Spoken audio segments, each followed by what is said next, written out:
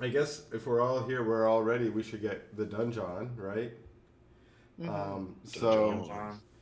so we'll start with a recap, which will bring us to this city. Um, so last day at the end, or last day we began at the right after the explosion of the crown, and you had been pursued by 13 pirate ships that all of them had sworn to get revenge on you all, but Captain Locke specifically, for a number of various transgressions over your lifetime as the Ivory Crowns, now the Shattered Crowns. And despite getting your ship kind of blasted to shit, you guys managed to teleport out of there with all of your goodies, leaving them without any of the prizes they had hoped to claim, um, other than blowing up your ship. But you guys managed to teleport away using your artifact, basically your Philosopher's Stone of Teleportation. And you arrived in this city, the city of Aliona, in the Golden Bazaar, where if you zoom in on the party token, that's where you guys are right now, or the Golden Oasis, I think The it's called. party. Yeah, it's down by the pyramids in the bottom right. It's All in that right. slightly walled Which compound district? in the Pelt district. Yes, if you Okay. draw your attention to the Pelt district, so Which district are we in? The Pelt district is the Pelt district where, or the district where, yeah, there's some Wow. signal Yeah, flares that's going new. up. This is the compound of the Long Road, or Tarik Tawil, which is where you Oh, guys cool. have been before, but this is also where you guys ended up teleporting in. And after, I know Anthony stepped away, or Lucius stepped away, because at this point, Lucius took the rest of your pirate friends and so on back to Earshore, teleported them away, and went away for a little bit. But you guys were here, and you at this time you encountered. Let's see if I can get it loaded up. You encountered Aisha, who had somehow just walked through the desert on her own, coming to meet you here because she is, after all, a priestess of prophecy. So she realized you weren't ever going to come and visit her in Fernhenge anyways. So she was like, "Fuck that," and decided to walk through the desert. And so, of course, she's an old lady, and that shit took a toll on her. So she was just chilling out in one of the relaxing in one of the wings of the Golden Oasis. And when Dresdis came to speak to her, she had a prophecy for him. And this prophecy said you should go to the lost sands of Rojut and find the three-eyed sphinx that will unlock the future for you, the mysteries of the future. And it also gave you some insight about the Lion of Zan, the Mufasa the Diamond Lion, who had come and sought to take hold of Aliona. Now, you guys pieced together some of that prophecy, and you decided, also at that time, I guess, during the prophecy, Dresdis was shared some visions of his potential future, and in those visions, he saw himself facing off against a lion in an arena, and apparently eventually succumbing to that and being defeated and then crucified. And in order to try and avoid that particular fate, you guys decided not to embark immediately and challenge Mufasa. Instead, you decided to do as Aisha recommended, or Ordel, the voice of the god of prophecy, as she gave you that vision, and go seek out the three-eyed sphinx in the lost city of Rojut. You were like, "Where the hell is that?" And is your Knoll friend, Knoll wizard friend, came in. He's like, It's "Hey," lost. We don't know where the fuck it is. he's like, "I know where it is. I go there all the time. Why don't I take you there?" And he said, "If you want to go in, you're gonna have to talk to the Sphinx, and the way to get in is through this pyramid." And you guys were like, "Oh, pyramids are easy to find, except this pyramid." And the lost city of Roju is completely buried by the sands of the desert, and only the tip of the pyramid was poking out. You guys entered into the tip, where just the tip, where you guys found the three-eyed Sphinx. That was naughty. I'm sorry. Where you faced off with the three-eyed Sphinx, where the three-eyed Sphinx said that there was going to be some challenges for you all if you wish to enter into the Lost City. The first one was a riddle about the various gods that were represented in his chamber.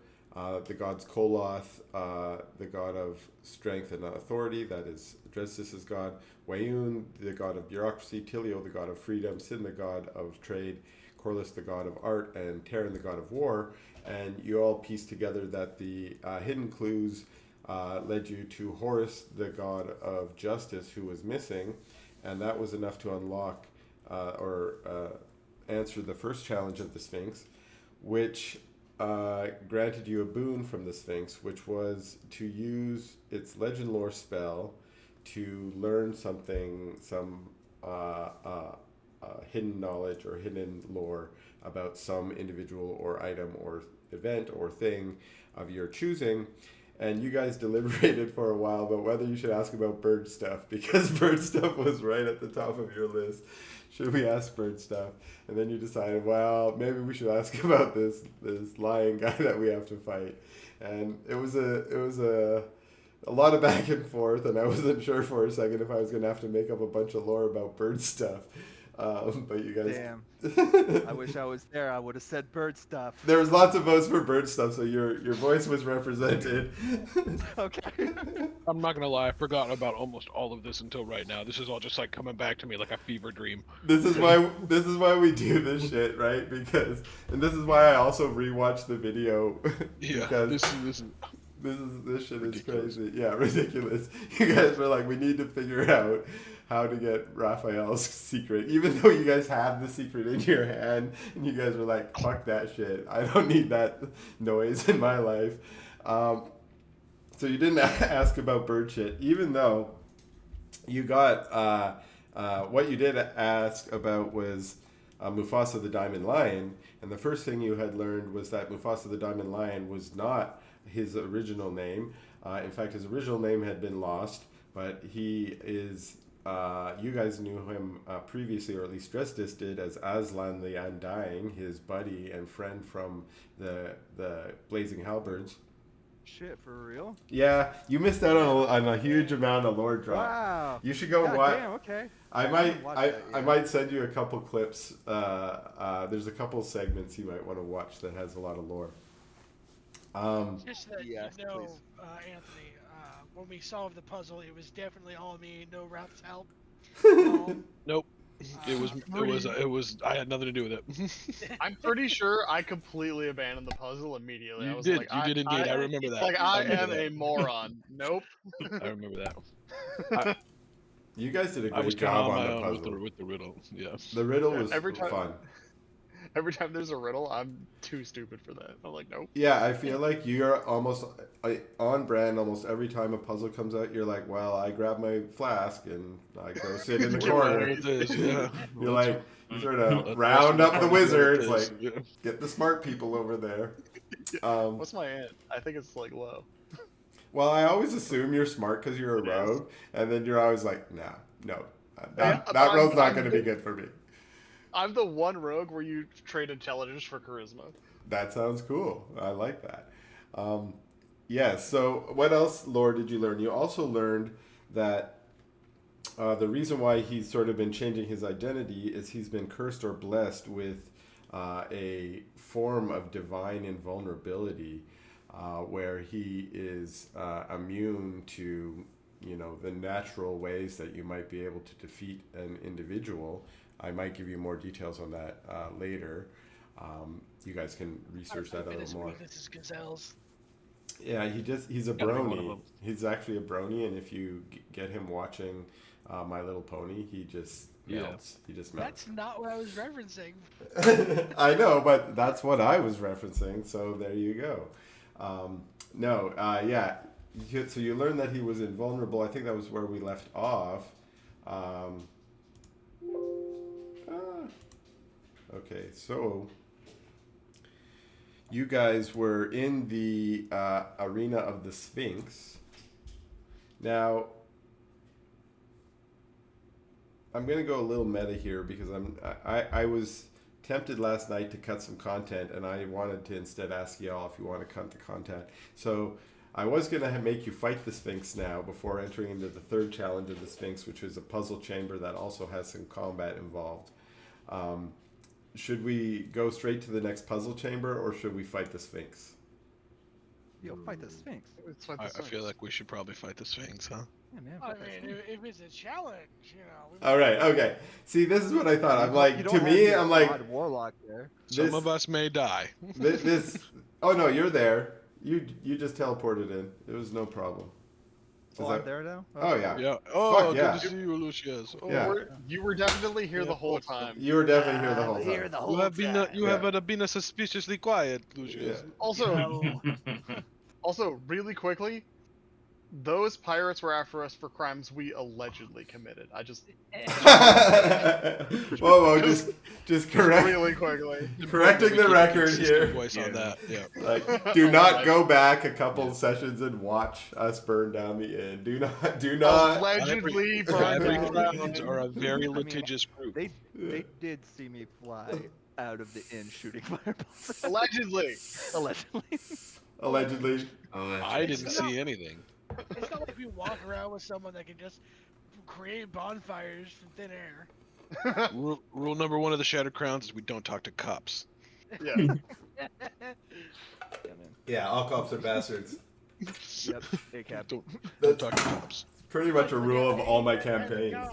Yeah, man. Cops are shit. Fuck them. Okay, yeah. So alleged crimes. We'll go correct the record. Officially alleged crimes until you are brought to justice. That's like note to self: bring them to justice. If only there was like a cosmic force that had that in mind all the time. Yeah, just it's- guiding the narrative. And here we are about to embark on a test of justice. Well, oh, that's a bit of foreshadowing. Okay. So I think what we're going to do is fight a Sphinx. So Let's do it. Well, that's what the Sphinx told you was going to happen, is that you're going to have to fight. Okay. That makes sense. He said there was 3 challenges. The first one was the riddle, then you were going to have to fight, and then there was you had to solve the puzzle chamber. So here we are, and I'll just explain this a little bit. So as I mentioned, when you came into the Sphinx's chamber, there were 6 columns that had sort of murals carved on them. The area around you is sort of covered in a layer of sand, but underneath the sand, you notice that what there are these sort of shiny metal plates. You're not. Well, let's do this. There's not like engineering checks. What's the closest? Let's do a like nature or survival check for anyone who's wants to do one to see what kind of material you're looking at. I don't think I have any of my people. Did I log into the wrong person? I'm Torgal right now. What? No, that's correct.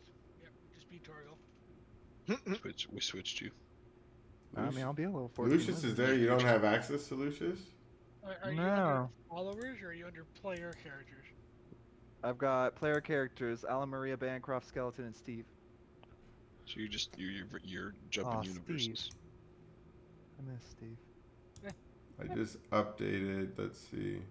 Oh, did you check inside the player characters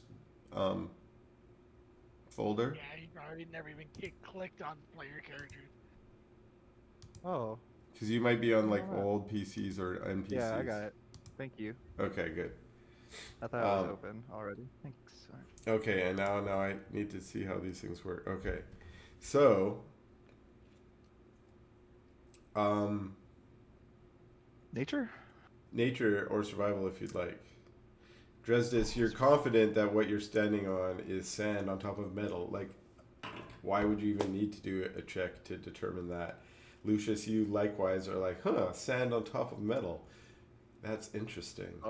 Okay, I guess. Did we get one from... I'm actually allergic to sand. There we go, Raph. Raph, you admire that what you're looking at is actually craftsmanship. So you're interested to note that inside this sandstone pyramid that you came in, there are some metalworking, and it's actually high craft metalworking. You admire it, for instance. You think it would go well in your own machine shop. You also maybe are curious as to the origins of it. Geo, you noticed through some of its elemental nature that this is a very special kind of metal that is not steel, for instance. It's different. It has not necessarily a magical nature to it, but it's very hard and very strong. And Captain Locke, you recognize from its shimmer, its sort of slightly purplish hue, that from stories of pirating days of treasure and whatnot, that it looks like what you're looking at is adamantium plates. That Whoa. most of this stuff here has been covered in sand that has just eroded from the sandstone walls over the ages. But as this battle begins, these floor plates rise up, and the Sphinx is raised up onto a platform. I'm going to say these are 15 feet high, and all these other platforms were already raised up. They have the images of the gods on them. But you all kind of recognize that this is sort of a very special place that has some very important metal, but also important sort of crafting that's gone into creating this place, possibly involving some magic, but not necessarily. And yes, you had solved the Sphinx's riddle, and you guys can move around a little bit, and y'all probably should be healed. So it looks like Lucius needs to take a long rest. I'm still looking at still in Aliona. Aliona. Oh, I'm sorry. I moved myself and I didn't activate for everybody. I thought everyone would just come for the ride. Did So- they update this too? This is really nice. Yeah, Yeah, it's different now. I So you can put accidentally the backlog as a did. different little menu. That's so cool. The what? Click the little arrow On what? on the top right, collapse or expand, and then like Oh. your chat log pops out, so it's even tinier now, so we can see more of the map. Oh, it used to do that. Oh, it did? Yeah. Neato.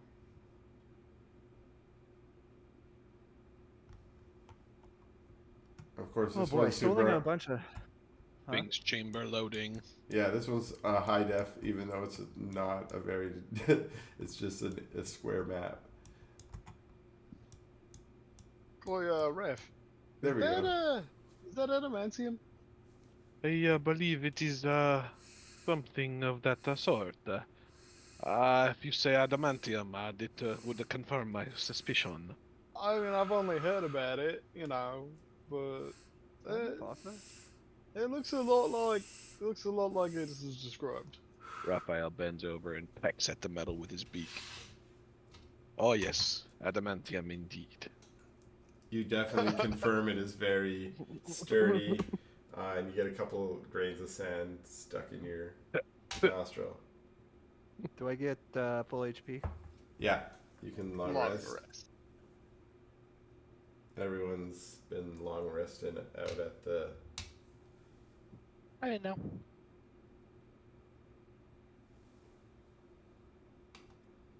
I'm gonna look up. How big are we talking here?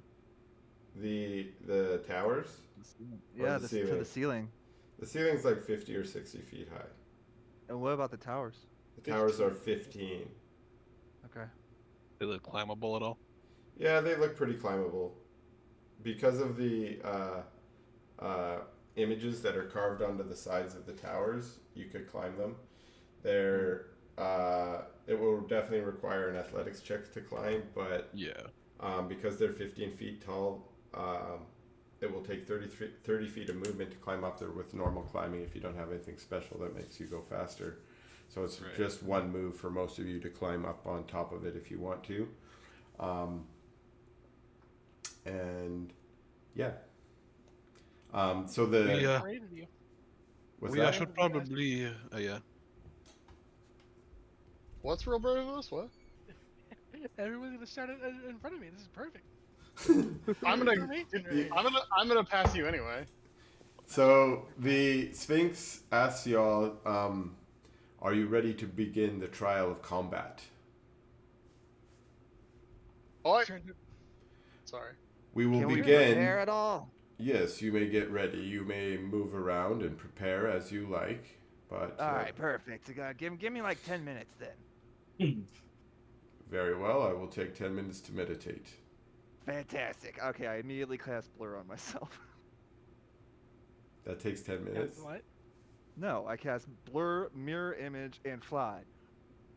Are you And ritual? then I Cast? just go. But and then I go. okay, right go here. go I'm go just make gonna sure kill those all my spell slots right now. make Let's say sure. all 3 of those are concentration, aren't they? Well, yeah, at Okay. least some of those are concentration.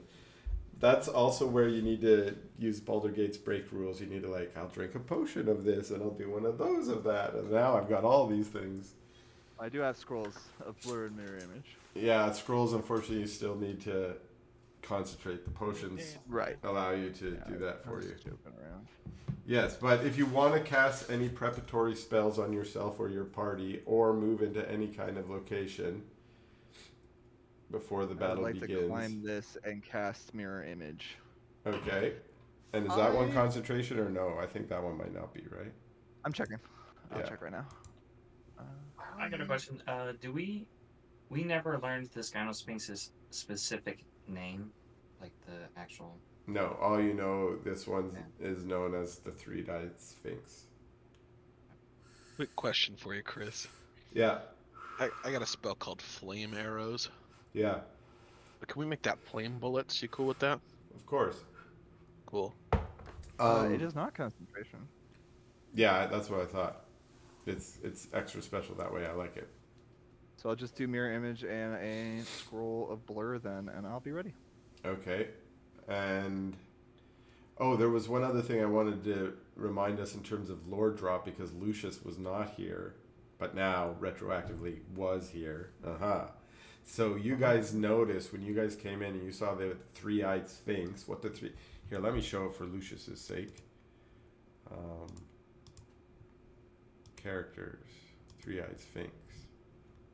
Show the players. You know what? Fuck it. While we're at it, why don't we? Yeah, I'll cast Blur too. Right? Oh, hey.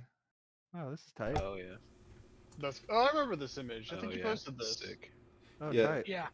Yeah, you should have done this last time. Yeah. This image is sick as It fuck. looks sick as fuck. And if you Yeah. click on it, it blows up. So this Oh, guy sweet. also looks like he's made out of adamantium. This is the three-eyed sphinx. And No crit.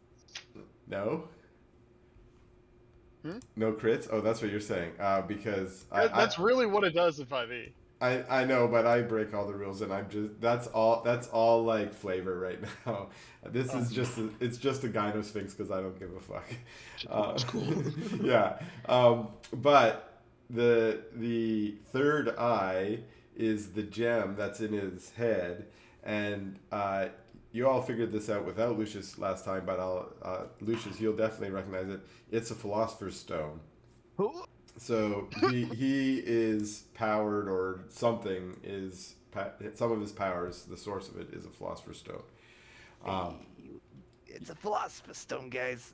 I want it. I want it. We should probably leave it because there's a Yeah. third trial after this. Yeah. We need to All right, think. all I'm saying is I Survival might is come more back. important. Yeah. So the Sphinx has also described that if you're able to bloody it, draw its blood, it will surrender, and it will only fight until you all surrender. If you don't surrender, it will fight to the death. Understood? Okay. Understood. So if you all surrender, he will stop destroying you with his magic powers. But if you're all ready, then we should begin. Shall we begin? Heck yeah. Let me put us all in combat state, meaning we can all roll initiative now. Nice. And a Gynosphinx gets a 6. I already don't like it. Woo! Look a little slow there. Wow. Oh no. Wait, what? Normal? Yeah. Well, Wait. There's a button in the tracker just to ping whoever. Oh yeah, look at that. Dude, this update's nice. Makes Yeah. it very clean. What do you mean? What yeah, is look at that? That's cool. How do you do it? On It's just in the turn It's tracker. the bullseye in the turn tracker. Oh, okay. Oh, Oh. I see what you say. Oh, that's cool. That's for So, targeting. like, That's oh, really it hits cool. you. It hits you. Yeah. Yeah.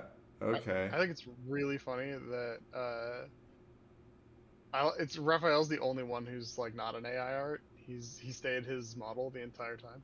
Oh yeah. Yeah. I don't know how it's possible that I got 21. I did a normal roll. My dex is -1, and I'm not. Oh, you rolled privately. Did you change the I made a flavor button. text on some of my skills? Not complaining. It's It great. gave you +5 for some reason, Geo. Yeah, I don't. Okay.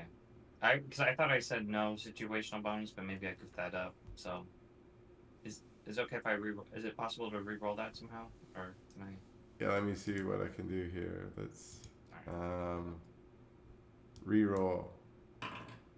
There, now you got 22. All right. -1+5. Clear initiative is what I mean. There you go. Try it again. All right, and All right. So I'll click it's still roll. giving you +5. I don't know why. Yeah. Do you have anything? +1 Do you have the alert feat? Yeah, like, do you have anything that might be giving you a bonus? Oh, did I? Are the feats listed on the basic? Or I haven't looked for a feat for a while. It's under features, I'm pretty sure. Okay. You know, at this level, I don't even give it. You know. Yes, I do. See, boom. Yeah, Okay, that's- nice, that's nice, where it's coming nice. from, man. So Oh, re-roll so again. no, gonna roll low. It's too late. It's too late. Oh, I got it back! Yay! Hey, okay, good, You should roll 21, 22, 20. Okay, Oh yeah, I probably did that to offset the dex. let me just Okay. see if I can layer action. But your rolls were like solid. 16, 18. I like it. Okay. All right, I'll get my big rolls so out of the way right now. we will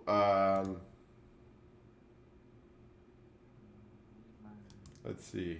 Yeah, we will begin with Locke. Yeah. You got this, Captain. So I'm gonna go ahead. Hit him in the third eye. The first thing I'm gonna do is pull up the hood on my invisibility cloak. All right, So I'm invisible. we'll say that's bonus. I don't know if we've said what that is. It's an action. It says it in the thing. Oh, it does. Okay. Yeah, it says it's an action. Okay, then it's an action. And If that's what oh it my says. god! It just made me invisible when I clicked it on the thing. I can't Wait, see you. what? What? Look, Oh my I'm God. transparent. Oh yeah. You're Whoa. right here. Cool. Where'd you go? I can't It's even so see you. cool. You're actually Oh, lying. You just- DM can see you, but when I click the Gynosphinx, the Oh, I Gynosphinx. cannot ping a token I That's so cannot cool. see. That's cool. I'm actually invisible. That's fucking This is sick. Sick. Yeah. Okay. Wow, way more immersive. Well, anyway, can I? Interesting. I want to scramble up the. I want to go up the thing. Can I Yeah. acrobatics my way up it? Yes, you can. Okay, so I'm gonna. Is a 27 good enough? Yeah, it's like DC 10. You're just, yeah. So I've that's grown. one move then. Yeah.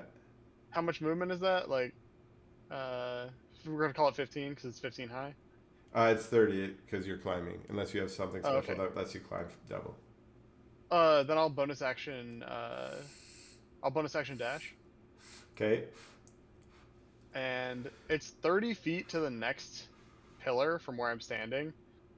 Yeah, but it's a 10 feet gap uh, that you have to jump. So Can I jump it? Like, is it an acrobatics check to run and jump it?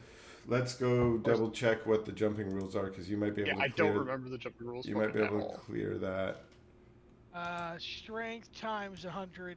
I'm pretty sure. Well, Bobby's a DM, so I trust him.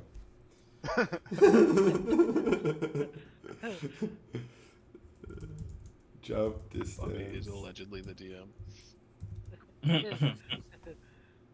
Uh, I am the I think DM it's now. actually strength times, or it's strength divided by something. I think it's just like your strength value. Like when you make a long jump, you cover a number of feet equal to your strength score if you move at least 10 feet on foot immediately before the jump. So, which you are doing. So, what's your strength? 12. Hey, It's then a you can 10 jump. 10 Then you foot can gap. jump 12 feet. So you can clear a 10-foot I can gap. make it then. Yeah, Okay. with no check. I will move, and then that is my turn. That's action and bonus action, and I'm all good. All right. That was Locke. So we move it right along to Geo. Oops, I need to begin the combat. And there we go. Now I can move it to Geo. All right.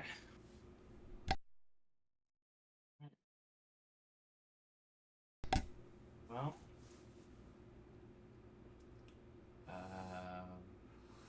first things first. And I from would your like own to- vantage point right now, that the Sphinx, you can see the Sphinx, but the Sphinx probably has cover from the thing, that platform that he's standing on. I see. Do you mind if I ask how tall that platform is? 15 feet. They're all 15. 15 feet. If I and he's okay, so he's 10 feet behind the 15 foot. Yeah. If I back up, well, if I let's see here. I'm only giving him If he's +2 bringing them- for cover, so he'll probably maintain that unless you fly up 15 feet or something like that. Okay. Gotcha. In that case,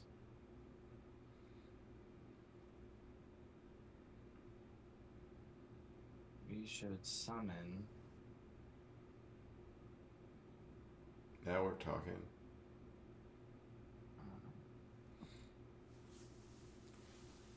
We should summon. Which of the tans? I think we should summon Burning Tan. Burnitan! Burnitan. Mm-hmm. Well, missed let you, me Burnitan. see. Yeah. Let me start by checking to see. Champion of the people, Burnitan. Okay, Burnitan. And where does Burnitan arrive on the scene? I was thinking just right next to me. We just Okay. gave Jeremy a Pokemon. That's the best shit. I love that shit. I really like Jeremy's I love this stupid fucking game. Geo's like theme. And Jeremy's really leaned into it. Yeah, it's cool. Like last time when he summoned that storm or whatever it was, I'm like, yeah, this is cool. So where is Burnitan? See, now I forgot them all. Followers? There you are, Burnitan. Burnitan! I want to burn. That's right, Burning Tan. Thanks. Burn, burn.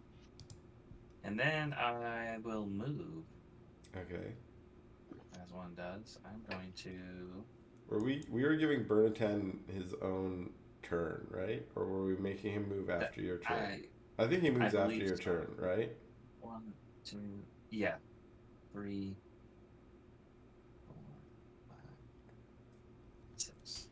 I wonder if that's a mistake. And then I'm going to move. I will use a meta magic feat. So I moved, and I'm assuming taking a full action to get Burnitan out. I will use a meta magic feat called Quicken Spell. Mm-hmm. Dope. So for 2 sorcery points, I'm using Quicken Spell so I can use the spell as a bonus action. Mm-hmm.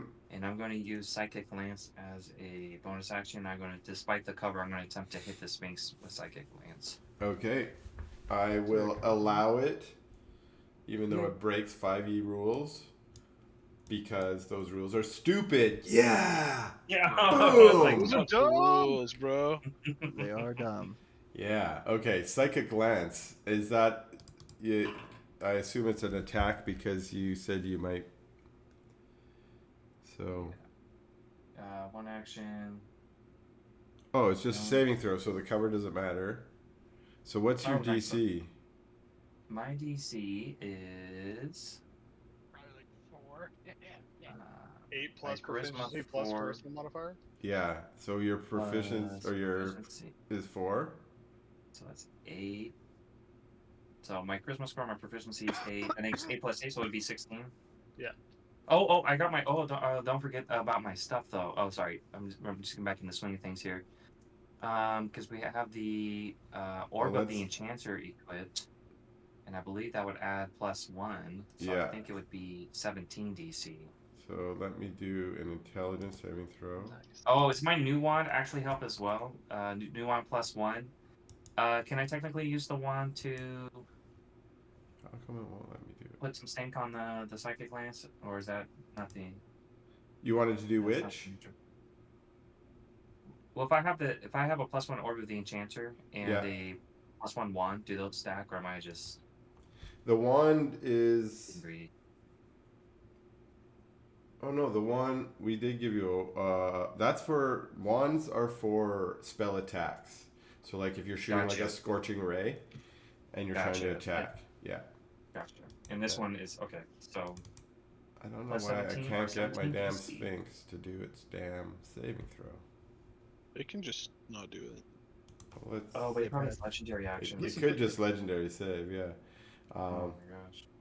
I'm gonna just roll it by hand, I guess. 7. Damn. So that's a fail. Now let's check. Do you got legendary? Oh, he probably does. Legendary actions. I don't see legendary saves. Flashar. Nope. I don't think he has any legendary saves. 7d6. 19. Okay. And then what else happens? You unleash a shimmering lance of psychic power. Alternatively, Incapacitated. so it says out of forehead of a creature you can see within range. Alternatively, you can utter a creature's name. This is why I asked the name about later. I did not make a coherent sentence. That's why I asked about the name earlier. Alternatively, you can utter a creature's name. If the name target is within range, it becomes a spell target even if you can't see it.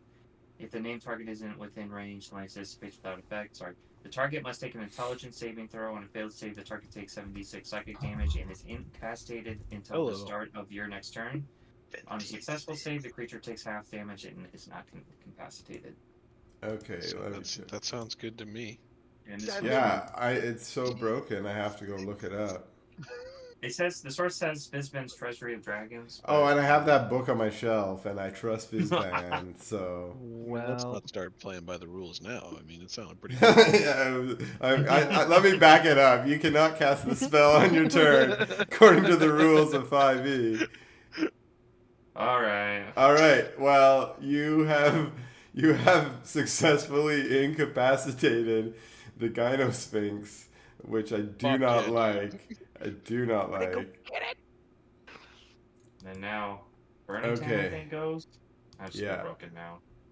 And then after I get incapacitated, I use my Yeah. creature familiar. Bernatan can do his poke action. Alright. Burnitan, use flamethrower. Burn it, Tam, Excellent. burn. Keep it trapped in the fire. Burn. Burn. Burn. Yeah, Bernatan's Burn. obviously deep. Burn. Bernatan. And then it uses. I'm like, where's his Oh. legendary resistance? I'm just looking for it, please. No. Legendary actions. Legendary resistance 0 of 0. Fuck. Okay. Oh, and he also took damage, right? It was 19 damage. I forgot about that. Oh, I got a question. Yeah. So are there little, let's say, 1-inch gaps here and there that Bernatan could like squeeze through and move through? Because apparently, because of fire form, it says the elemental can move through a space as narrow as 1 inch wide, without squeezing. A creature that touches, and then it talks about how. You mean just between the stuff. metal plates? No. Oh, is that what it is? Oh, Those are adamantium plates. Oh, and they're probably okay. An inch would be a big gap too. Okay. Yeah. I appreciate the spirit of that, though. You're trying to weasel your way in there. But he can climb up. He's on top there, right? So he can climb up on top Okay. too. I'm So sure. He can He's, dash up. It'll be 1. And he has 50 feet movement, so that's 5. yeah, he's 10, fire. 15. He's much more mobile and agile than others. So I say he can 20. easily just float his way up that wall and up onto That'd the be like top. 35, 40, 45. There we go. And then boom, punching him, and then Like, kissing right now? punch. And fire form. A creature that touches the elemental or hits it with a melee attack while within 5 feet of it takes. It says takes 5d or no, it takes 1d10 fire damage. In addition, the elemental can enter a hostile creature's space and stop there. The first time it enters the creature's space on a turn, the creature takes 1d10 fire damage and catches fire. Until someone takes the action to douse the fire, the creature takes 1d10 fire damage at the start of each of its turns. So in that case, Okay. I'll use my last little movement to overlap on it and just Okay. try to. He lights on just try to fire. flame it.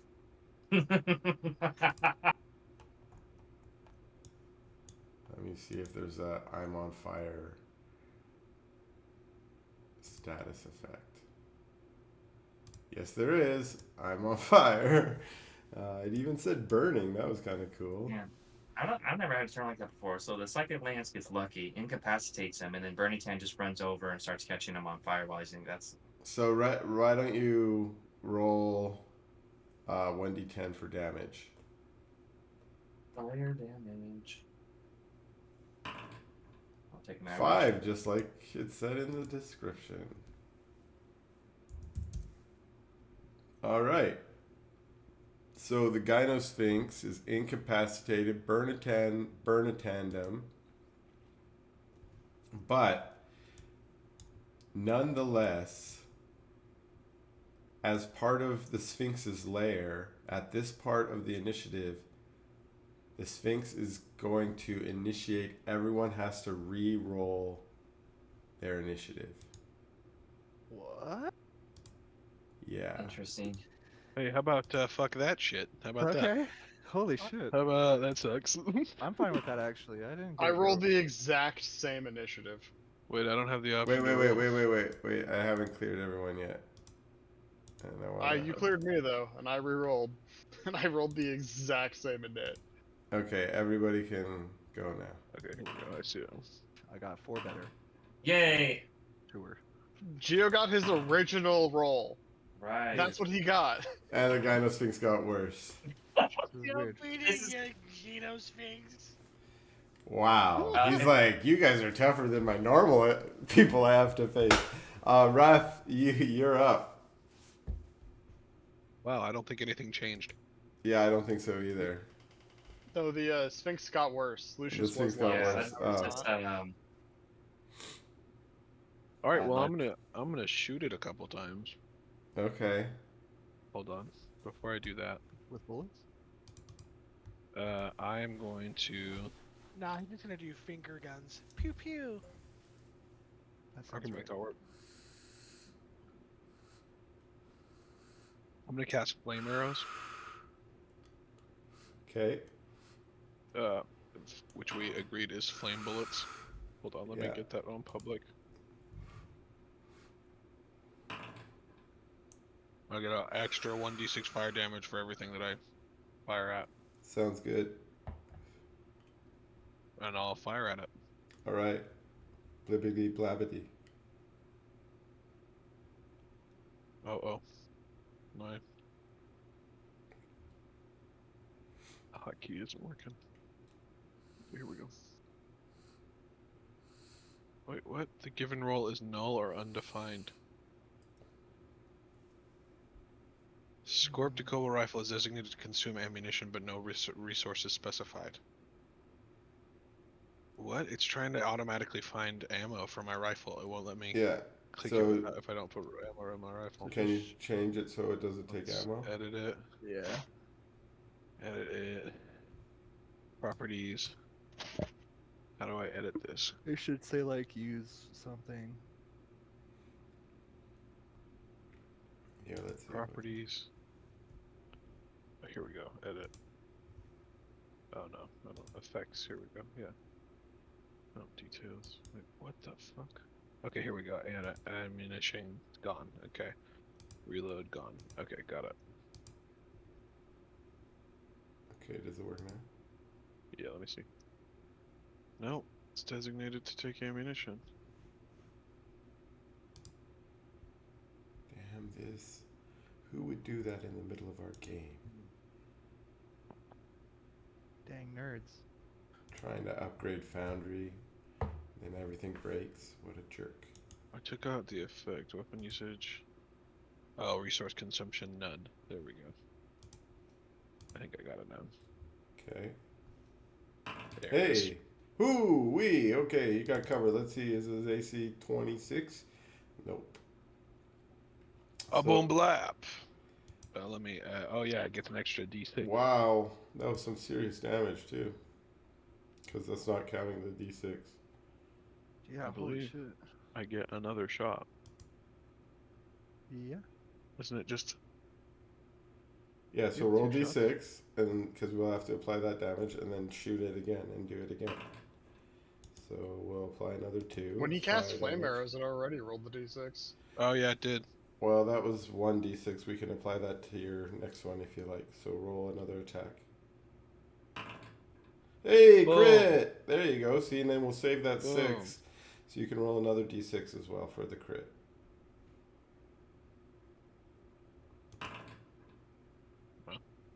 Whatever. I'll take it.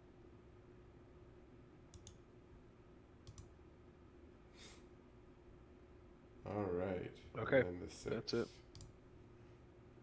All right. He's like, wishes he could say something, but he's incapacitated. Just taking shots to the face. Yeah. It's think cool that incapacitated- shit like that works in Baldur's Gate. Like, if there's someone who's gonna shout a bunch of shit at you in the game and you silence him, he won't shout a bunch of shit at you because he's silenced. It's like pretty fucking cool. You're like, no, no, no, no. Shh. Yeah, exactly. I've heard enough out of you. You're silenced.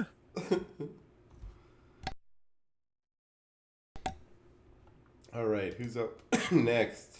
Lucius, or I'm assuming you're done, Raph? I am indeed. Alright. Lucius. I'm not actually gonna move at all. I'm just gonna shoot him twice with Eldritch Blast.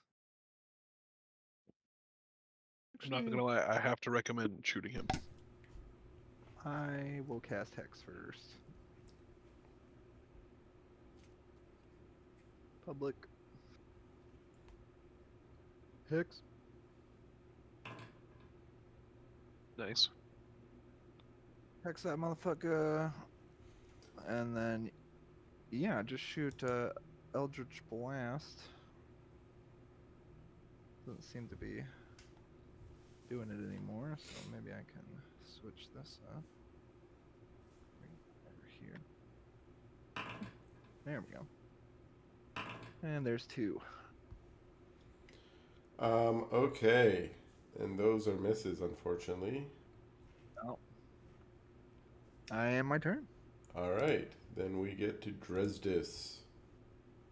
That was some pretty classic warlock shit right there. Oh yeah, and then missing Eldritch Blast. Yeah, dude. I And then respect having my nothing warlock out of it. else to do. Yeah, I respect my warlock out of it. Class not fun. I run forward Yes. and then I stop. And that's what I got. Okay. I was just And about to be like, Dresdis is I staying all don't in you on wish the- you had like Misty Step or something, but then I'm like, don't you have with your Eldritch Knight, can't you do something cool, fancy footwork shit? Or whatever it is you are? My echo, I can Yeah. spawn my echo within 15 feet and then switch places with it.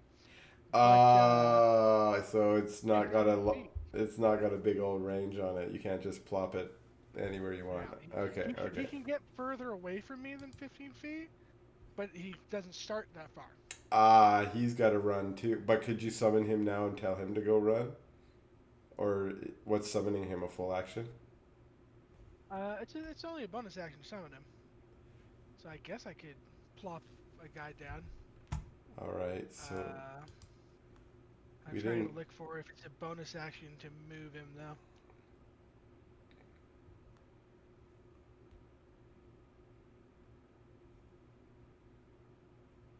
We're gonna give you Shakir again as your token. How come he didn't arrive? There he is. Okay. I'll put him there. Okay, I actually can make him move 30 feet afterward.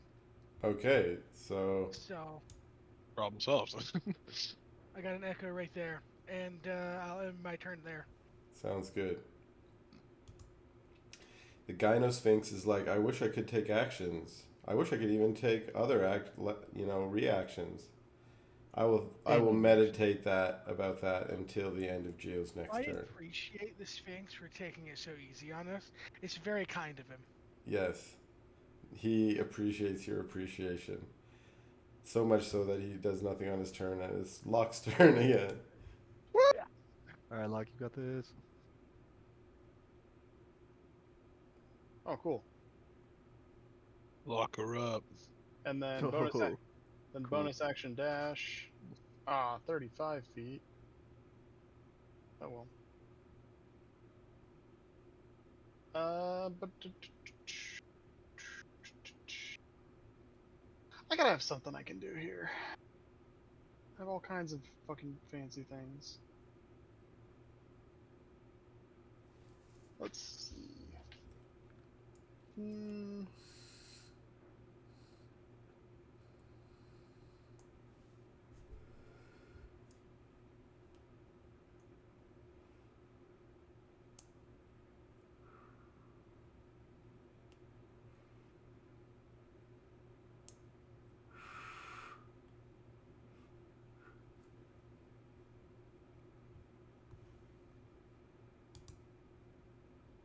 I will fire my gun. Blam. Nice. I gotta say, I love all the shooting we're doing. Yeah. A lot of shooting going on here. I will Yeah. fire my gun, and I still get advantage for being invisible, don't I? Or is that only melee? Yes, except that he can see invisible. Okay, so So normally yes, but he has true sight of 120, so I kind of figured that was the case, but it never Yeah. hurts to just be invisible, right? it's good to get into the habit. I like how it made your picture It's a boy sphinx. It turned it negative. negative, yeah. Where did it go? Yeah. It disappeared. On mine, at least. I cannot use my pistol for some reason. Is It's it broken, probably got like... the ammunition thing. Yeah. Probably. You gotta go into the edit the item and Edit. take off the. Properties. It took me forever. Not ammunition. Yeah, Do but not reload. yeah, there you go. That's what you gotta do. Close. Pistol. It still won't roll. Okay, so there's another one. If you go into the item description, Okay. if you go into edit, and then you go over to details, and you go down to where it says the weapon usage. There's some there's some scroll down boxes that say Oh, I see. Resource consumption. resource consumption. Yeah, None. it's like 4 or 5 different things you have to click to make it stop doing that. Very sneakrit. Okay. That's a hit. Is that hit? Okay, well, there's an ally adjacent, so we're gonna go ahead and sneak attack. He's also Yeah. incapacitated. I think that's probably good enough to take. Yeah, but it's fine. It's not technically in the rules, but yes. I can't. My sneak attack button isn't working. What the fuck? Does it consume resources too? Andrew's like, you guys have not been doing this right, and I'm mad at you. Yeah, right? Andrew's like, you guys are terrible at this. Could we roll my sneak attack, please? Thank you. There we go. There's a sneak attack. Ouch. I'm gonna use the gun again. Yeah. None of my buttons at the bottom work anymore. Why Yeah. do you get 2 attacks? I do, but not at range, because I usually wield 2 swords. So Yeah. that's a good call. Okay. Yeah. So that's it for me then. Then we're on to Geo, who, at the end of your turn, if I remember correctly, our friend gets to do shit again. So let's see what you can do on your turn. Oh, it's until the start of your next turn. Aha! He can do stuff. He but can it's, do stuff now. But it's your turn. So, can't do shit. Can't quite do stuff yet. Yeah. Well, I think it's worth the risk to try to hit him with the lance again. So I'm so far away. I feel like I can hit with other stuff. So No. I'll try the lance again, and then No lances. I had a question. Can I choose to, if I use the lance, and then say the Sphinx succeeds or fails? Can I use the empower spell to increase that damage after I roll for damage, or is that not applicable for DC based Say again? spells? I think it's perfect. I'm overthinking the font of magic empower spell. I can use that for any spell, right? As long as it does damage, whether it's saved by DC or a ranged spell attack. The font? What is the font? I think he's talking about sorcery points. Yeah, sorcery points. Sorry, Okay, I do have to mention something that I overlooked. The Sphinx is actually immune to psychic damage, so even though you incapacitated it last time, it didn't take any damage. Okay? Okay, And that's fair. Okay. so you can still use it again. It will incapacitate it if it fails its save, but it won't take any damage. Dwam. Worth. I think that's still worth. I'm gonna use it.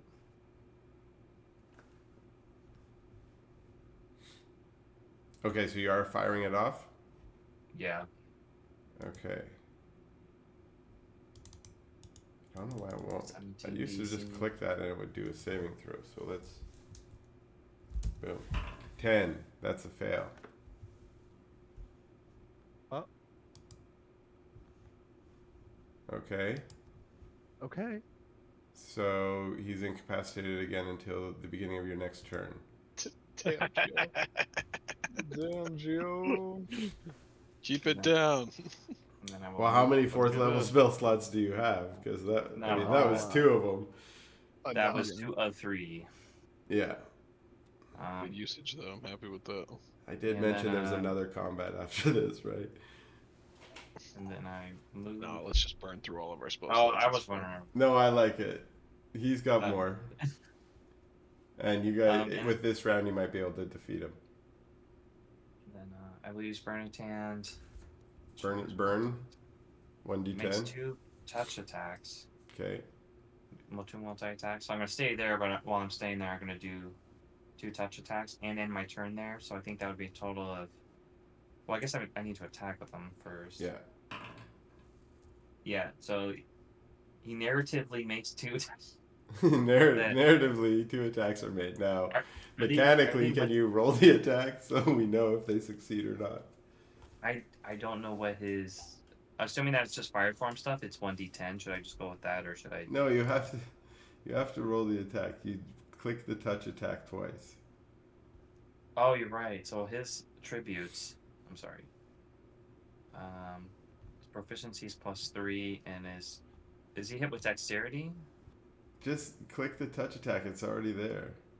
It's set up. Oh no. Oh, it is. Am I just reading this wrong? You click the multi-attack thing that only describes what it is. It says Oh. the elemental makes 2 touch attacks. So you have It's got the claws. I want to click the claws. I didn't no, think. you I have just... to click the punching fist with Oh fire. my gosh. It's There you a go. UI problem, Rebs. It's not your That's fault. that's a miss, and now do it That's again. 1. That's a That's hit. 2. Why does it have 2? I do not know. Oh, it's the first. It's the extra damage. So we'll use that as the extra damage. It's for the first time you attack, you get extra damage because you get started on fire. And he was on fire Oh, I anyways. Do So that would just be me touching it and hitting with one successful attack. Would just be those two things. Yeah. Would you say? Yeah. Okay, so that's Bernie Tan's turn. Lucy. Oh, Raph. Sorry. Yep. All right. Let's see. Let me check the duration of this real quick. Let me see. Do I still have my my flame arrows? Concentration. Bernie When Tan. the spell's magic ends 1 hour. on a piece of when it hits him. Yeah, 1 hour. Okay, cool. The spell ends when 12 pieces of ammunition have been drawn from the quiver. Got it. Okay, so I've So got keep 12 track. shots. You did 2 already, right? Yeah, 2 shots already. So we'll go ahead and do another one. Boom. Hit.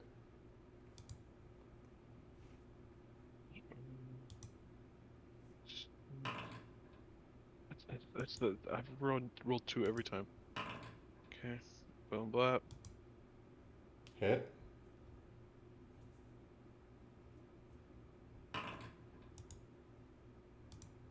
Here we go. All right. Just scoping them out there. Snipies. Also, Lucy's been sniping. Lucy, you gonna continue sniping? I'm gonna continue to snipe, yeah, just because, man, these guys seem. This is effective, but I gotta admit this is a very lame way of finishing this battle. Well, that's what a lot of D&D folks like to do. The second one's a miss. Yeah, and first one with a D6 extra, All right. and then in my turn. Yeah, I'm All gonna right. stay far away from this. I'm just gonna chill right here. You guys are hammering the Sphinx. I'm not getting Dresdis. any closer. Hammering the Sphinx sounds like a euphemism for something. It It is. also sounds like a power metal band. Yeah, hammering this, or like an album of a power metal band. Yeah, hammering Yeah. the Sphinx. Yeah, it was that. Bobby, are you present? Bobby. Oh, did Bobby die? Bobby? Bobby, please don't make that joke the worst joke I've ever made. Ah! No more death. Please be alive, Bobby. At least until the end of the campaign. Okay, now you have to feel worse. Yeah, That's actually, see? that's okay. Come on, Thank you for let's- taking that. Let's all Thanks for pile on, taking that guys. shit on me. Bobby. Bobby. Bobby, are you muted? Boo boo. Yep, I was muted. Oh my god. We were all calling your name and you're like, I'm sorry. Yeah, I'm right here. What? yeah, what? Why aren't you guys answering? I'm gonna switch places with my Echo. Yeah. He's like, why do you put me down here? I wanted to be up there. Kabong. Yeah, that echo is sick. I'm gonna surprise I you was guys in the with this same next thing. It's move. pretty cool. You guys probably never saw this coming. I have no idea what's gonna happen. Does the macro not work no more? Yeah. No, No, No, they- the macros for no. some reason stopped working for you me have to, too. You have to do it Everything's from your broken. character sheet now. No. Macros? You guys use macros? Drop 2 Yeah. things. I don't think there's other damage right now. Okay, that first one is a hit. And I'm going to narratively say that when you strike with your first attack, you penetrate the Sphinx's adamantium armor or metal armor, and you see a drop of Sphinx blood appear. It's a glowing white substance. And It is. I want to ask you, do you continue an attack with your second attack? No, I'll stop. Okay. Recognizing that the contest is over at that point, you hold back your second attack. And it would be the Gynosphinx's turn next. And even though the Gynosphinx is incapacitated, he can still kind of act. He can't take actions, but the Gynosphinx indicates that it surrenders. Now, I just want to ask, because until the start of Geo's turn, so Locke, do you do you stab the Gynosphinx or do anything, or do you also end combat? I end combat and I take my hood off my cloak. All right. After Crime is it still takes a second or two for the Gynosphinx to recapacitate, regain his capacities or facilities. Mm-hmm. But when he does, he says, "Well done. You and your team have battled very fiercely. It has been a long time since I have faced off against enemies with your incredible prowess. I can see, Dresdis, why you are destined to become the Emperor. Now, you face one last test. The chamber beneath this one is a special chamber with a locking mechanism. If you can open the lock, then it will take you down below into the city, the lost city of Rojut, into Demetrius's chambers, where you will be able to meet with Demetrius, the vizier of Rojut. Are you prepared to enter the locking chamber?" I look around at my unscathed allies. Yeah, I think we're good. He says, "Very well. I will transport you into that chamber. May you fare well, Dresdis." Then he magically... As you're teleporting, like, oh wait, no. Too late. I asked you if you're ready. Final answer. And he teleports you.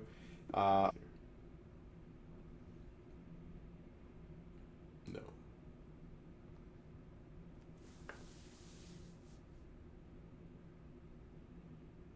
Of course, it's going to take a while for us to load in. It's even taking me a while. I'm at 98%. Same. I think it just lies about percents. I think everything lies about Just like percent. Baldur's Yeah, Gate. I don't trust any of that shit ever. Percentages mean nothing to me. Yeah. Yes, I'm glad. I mean, you in guys have read it. in a cosmic sense, they don't really mean anything. Period, right? If it's Yeah. 1%, just do it. It doesn't Like matter anymore. a 1,000,000% is the same as 100%. Percentages are actually the one thing that my religion is kind of all about. Like I know all about percentages. Oh my god. Chris, does something like 200% exist, mathematically speaking? Yeah, Yeah, that means that there's two of them. that means it's twice Yeah, as but isn't much. that just 100% of a new number? No, That's also two of the true. same thing. Both true. Both true. Whoa, what the fuck? You're like creating math right now. Hey That's guys. cool. Hey guys. There's a Um, mech transformer in here with us. I'm not there yet, so. Oh, sure? you guys- Spoilers. Hey Spoilers. guys. Um, Hey guys, I think Bumblebee from the Michael Bay Transformers is here in this room with us. Oh, yeah. At You least may it's have the best noticed one. that I've Excellent started movies. importing AI art into the maps I create What? now too. awesome. Yeah. What? This is very Okay, unique. so you get transported into another chamber. In this chamber, you can see what's sort of before you. Cool. There are 7 bells, and there Like is a a Persona game. giant metallic rose made out of this same metal that you see everywhere. That is, you're not really sure what its role is necessarily. And then you can also see these 2 giant robot-looking statue motherfuckers standing over there by that bell over there, and they're not doing anything right now. But by the way I'm speaking about them, it sounds like they sure are going to do something. They're Dude, not. these fucking desert people must have been rich. This is so much adamantine. This is just also super foreshadowing to the next campaign. That's awesome. Yes. So, you guys get teleported in here. You were explained by the Sphinx that this is a lock room where if you can unlock the whatever the lock is, it will transport you into Demetrius's chamber. But this is all you've got. And I will say that this is a combination of sort of like a puzzle with a skill challenge and potentially a combat challenge, but not necessarily a combat challenge if you have to fight those big robot motherfuckers. I'm sorry, plural robot motherfuckers. Well, there's 2 of them up there. I didn't see the second one. Oh, you gotta Not a zoom timeline out. of the second one. Yeah. Oh. Yeah. Oh Yeah. yeah, there it is. There it is. Yeah, I see it now. Oh, I forgot you guys have vision. Yeah, Yeah. I see it now. Well, I think that this confirms all of my suspicions. We are space elephants. Dresdis, you have literally never talked about this before. This is. I don't know why this is confirming any suspicions. This is the first time you have ever said this. That's very true. That's very true. I definitely made that up. Also, is that a giant rose made of crystals? It's a adamantine. I'd assume. He said it looks like the same stuff Yeah, that we Yeah. saw. it looks like a metal rose to me. Yeah. Yeah. So, It's probably just a giant metal fucking adamantine rose, which is insane. And Lucius is salivating at the thought of how much money it fucking costs. With the Gotta correct say- equipment, we could get it out of here. My ancestors, and they have great We're taste, balling. They were gotta say. balling. Absolutely.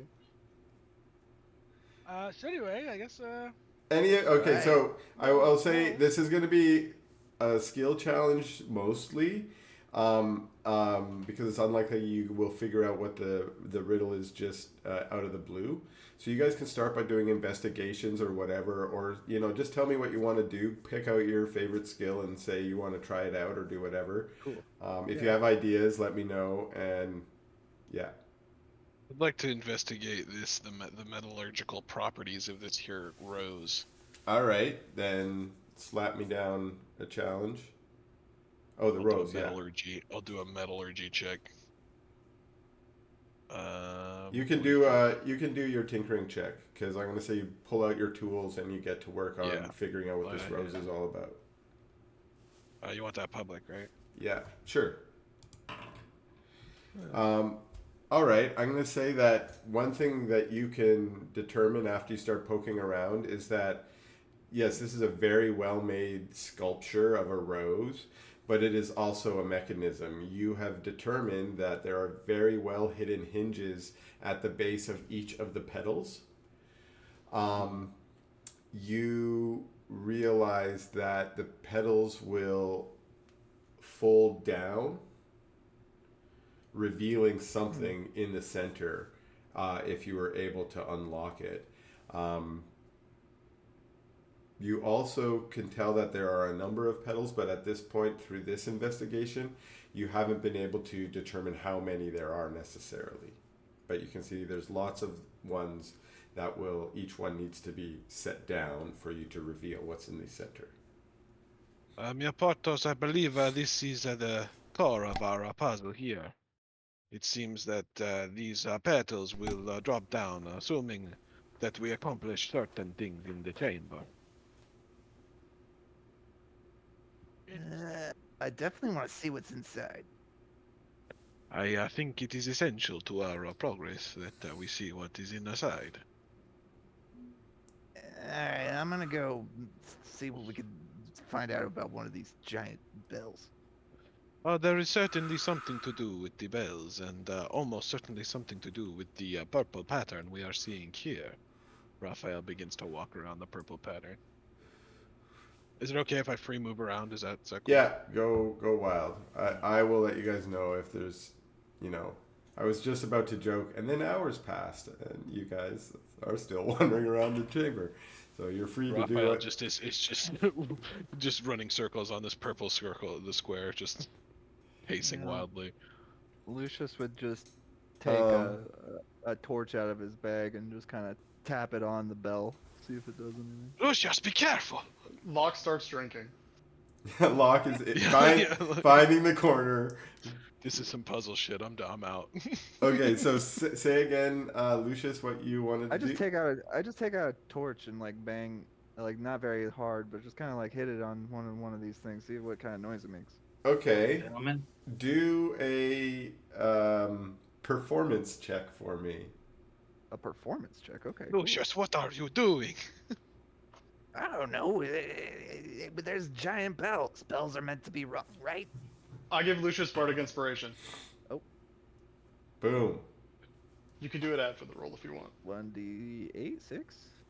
You got an 11. So E8 I level tell him 10, if he right? succeeds Oh no, or you're not, not level right? 10. Bard. It's a 6. Yeah. Yeah, you tell me. And then he gets to decide. So if it's a Try failure, he blindness? gets to decide if he wants to add it, right? Yeah. In any case, it's a success. So here's Oh, wow. what Just you, hold on to that. So what happens is you just do, like you said, you pulled out a torch, and I assume you mean an unlit torch.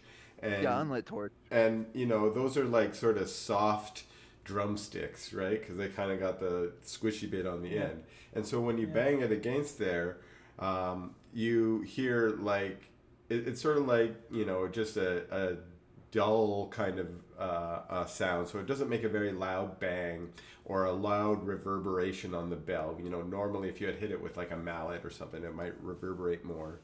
Right. But it still kind of gives out a tone. Now let me see here. So, Nobody move. Okay, so you Look, step away from the pedals. Oh. notice that the bell starts to reverberate and ring in a specific note. I want performance is charisma based, but okay, I want everyone to do an intelligence check, but whoever's skilled in performance, are you, Locke? Because I know you're a bard. I am skilled in performance, yes. Okay, then you can add your proficiency bonus as well. So everyone do an intelligence check, but anyone with performance can add their proficiency bonus. Okay.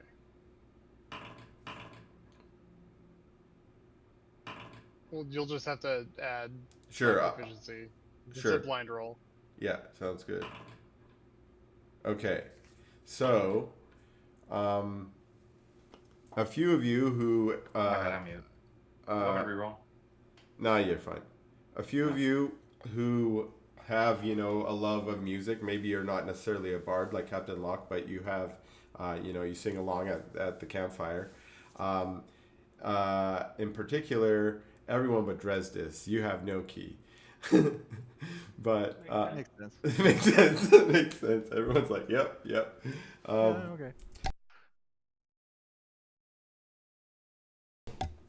You all hear the note so, or for do re mi if you know the do re mi song. Yeah. Do, re, mi, fa, so, ti, la, do. Latido. Latido. Okay, good. We're all on check No, here. I don't know. So, no, okay. If you know anything about music, that's A, B, C, D, E, F. I think that's right. Is there a G?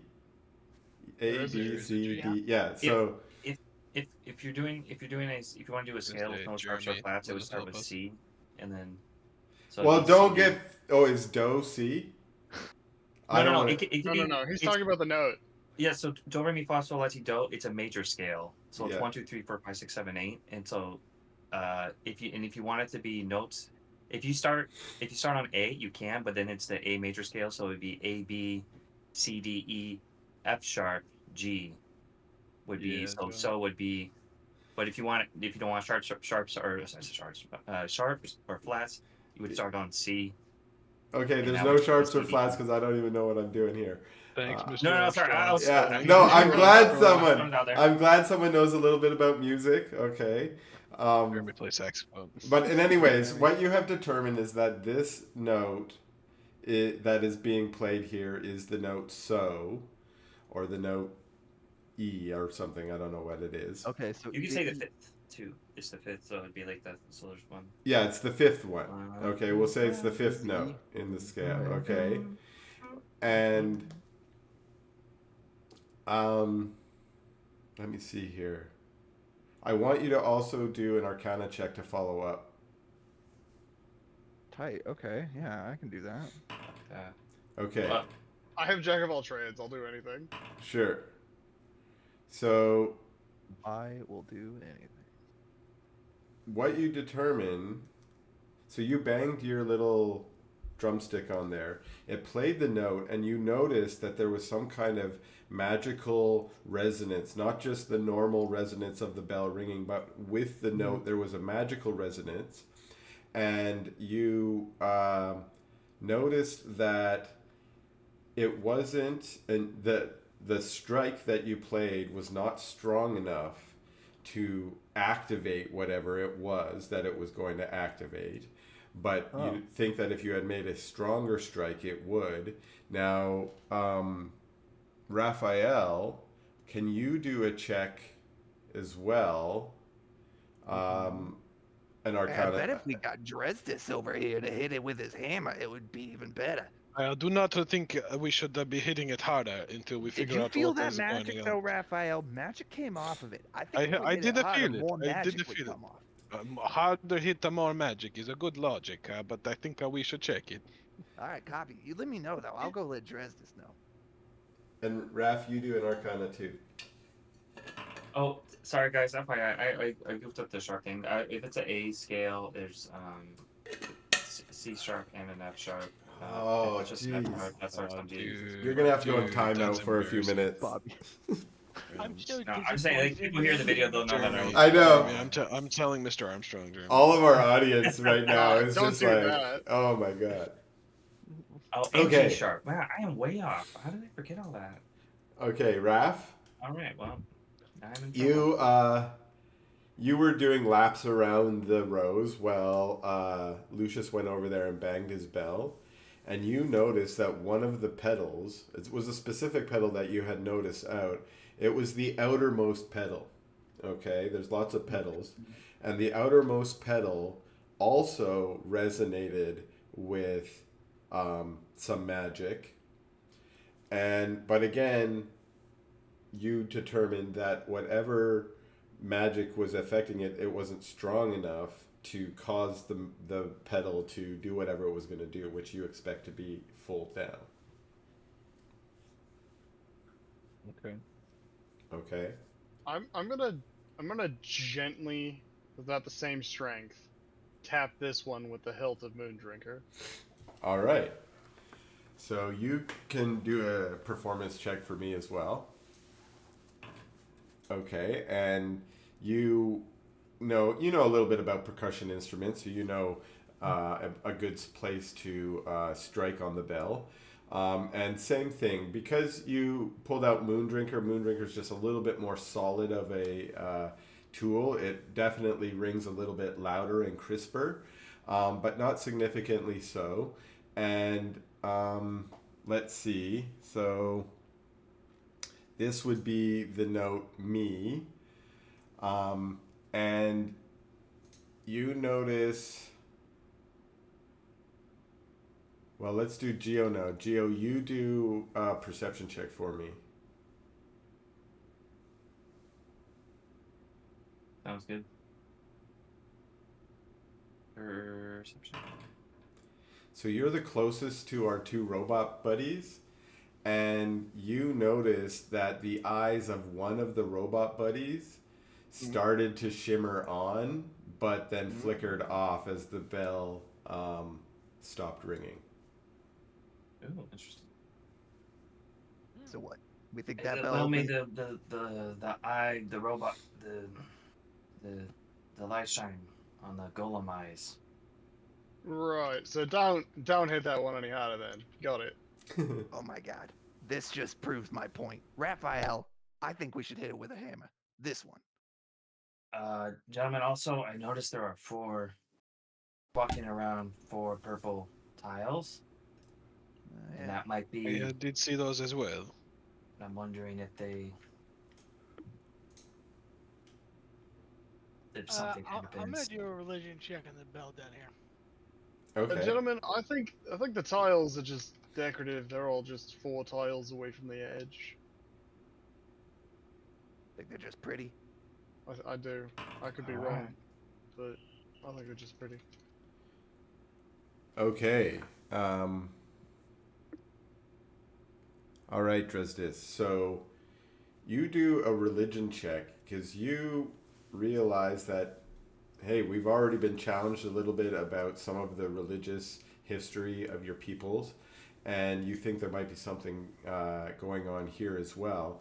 And what comes to your mind is a number of tales, but also hymns that were shared with you by your father and your grandfather when you were young.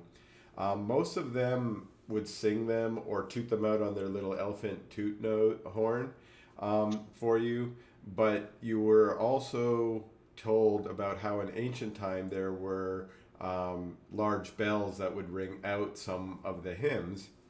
Now, you're struggling to remember any specific hymn at the moment, but you think that maybe if you played the notes of one of those hymns, it might unlock whatever it is that you're doing here. Tight. Okay. And I think what might be good follow-up is a history to see if you can delve into your mind a little bit and pull up some of those hymns.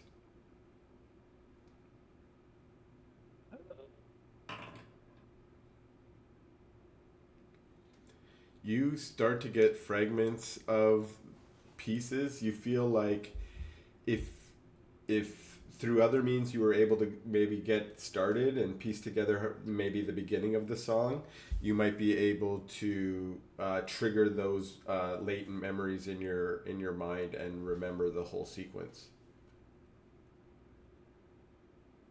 Raph, Lucius, I think I understand. It's an old tune, an old Luxodonian tune, but I can't remember how it went. Well, I certainly don't know any Loxodon tunes. It's not very helpful what you say. It is. I mean, what do we do? How do we know? I take my throwing hammer Yeah? and I knock this one a little bit. Hard or light? Nah, light. Light. Okay. So you do the same test basically that the other two have done. So do a performance check for me. And Bardic Inspiration.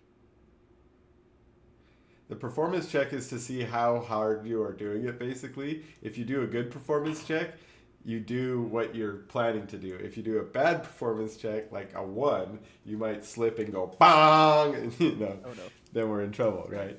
But you did very well. So you apply a light amount of pressure. And Geo, you've already got your eyes on the robots once you saw the eyes flicker on. And you notice that when Dresdis does this test, also the robot's eyeballs flicker on for a second, but then flicker off. Again, coinciding. I do not like that. Coinciding with the resonance of the bell. So as the bell gets louder, it kind of flickers on, and then as it goes away, it flickers off. Well, which bell did you ring in that was meh? This one over here, this one had reverberated in the flower. And which note did this one reverberate as? Oh, this one was E. You guys can now piece it together that it sort of goes around, starting at the top one in clockwise. It goes do, re, mi, fa, sol, la, ti. Oh, okay, cool. Yeah. And so far you have tried mi, fa, and so. Mi and fa gave you little laser eyes, and so made the rose shimmer. That's what I'm saying, man. Raph, what do you think? So, it's I gotta be. don't know. Start with the one in the At middle. the very least, starting with so, which is this one.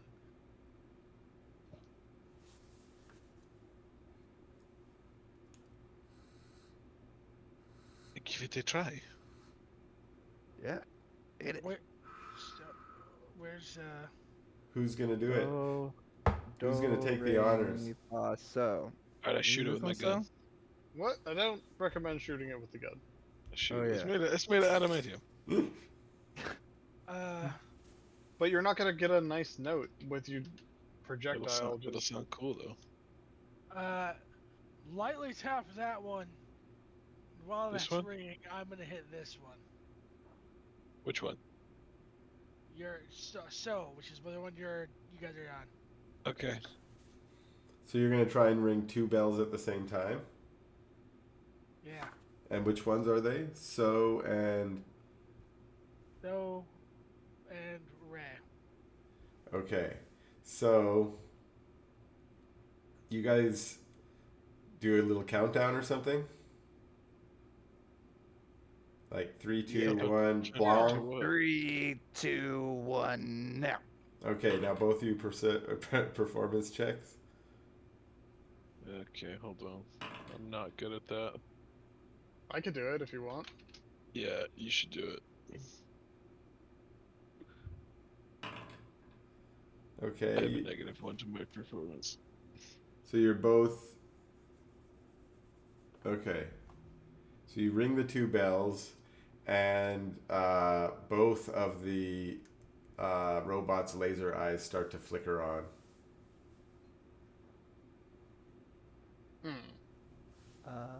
I don't think we should continue doing what we are doing. Maybe not at the same time. I am in agreement. How is it that we are supposed to figure out what melody we need to discover? I think we just gently tap each bell and see what happens. As long as we don't hit them hard. If the pedals move a little bit, then that's a good bell. So we know so is a good bell, so we might as well hit that I'm one just on gonna its own. smack it. Try really it hard. again. Try it again. Dresdis. Smack it. This one right here. I mean, While I'm you start I'm sprinting standing across right. the field. I'm standing right. Yes.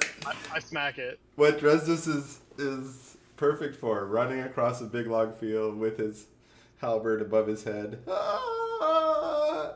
Okay, you guys decide you want to collectively ring this bell loudly, right? Do a loud ring. Right.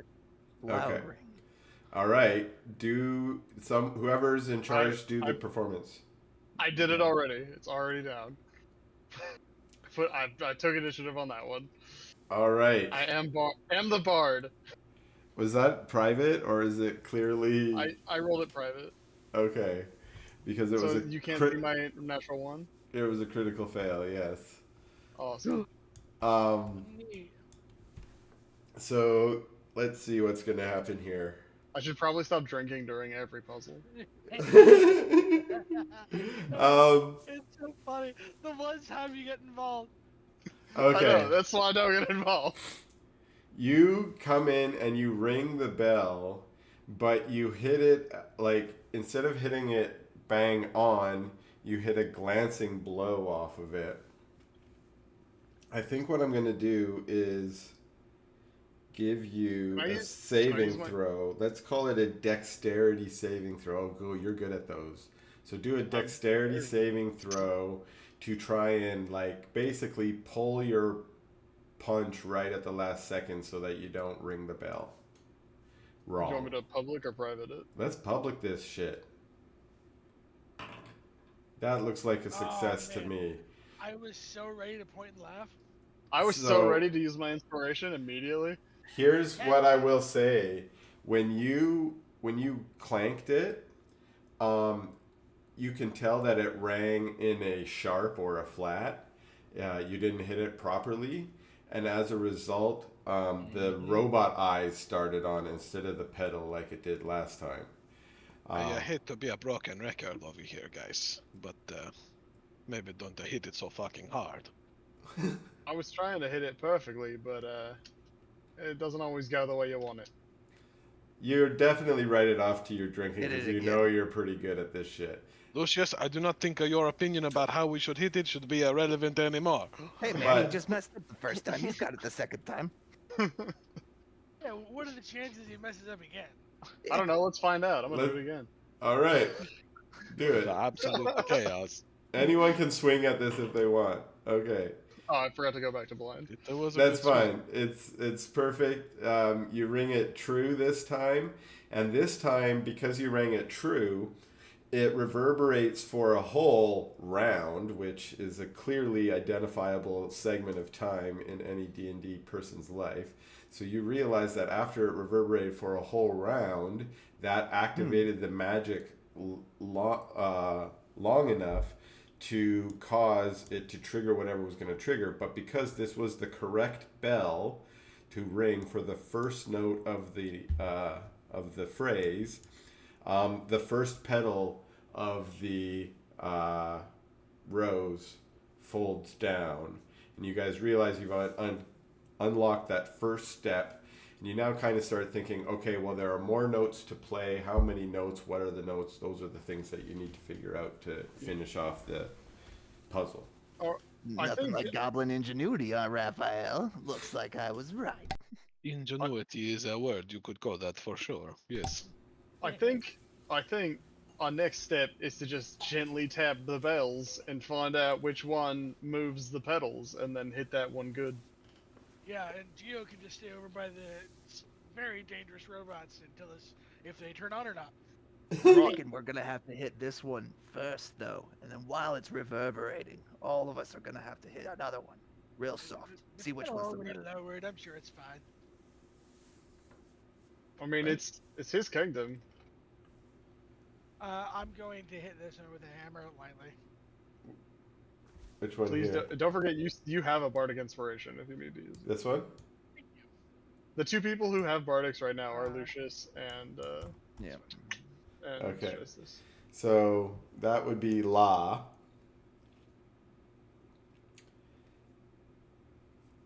And let me check here. And you determine that that one is not the correct one because the robot eyes start to shimmer on. Here's we gotta do them in order. here's what I will mention, or actually, Geo, do a perception check for me. Since you're on robot duty. Okay, you notice that the eyes flickered on for a little bit longer this time. Oh, okay. Ah. I will share that with the group. Okay, what we are doing is not working. Actually, it is working. We found the first note.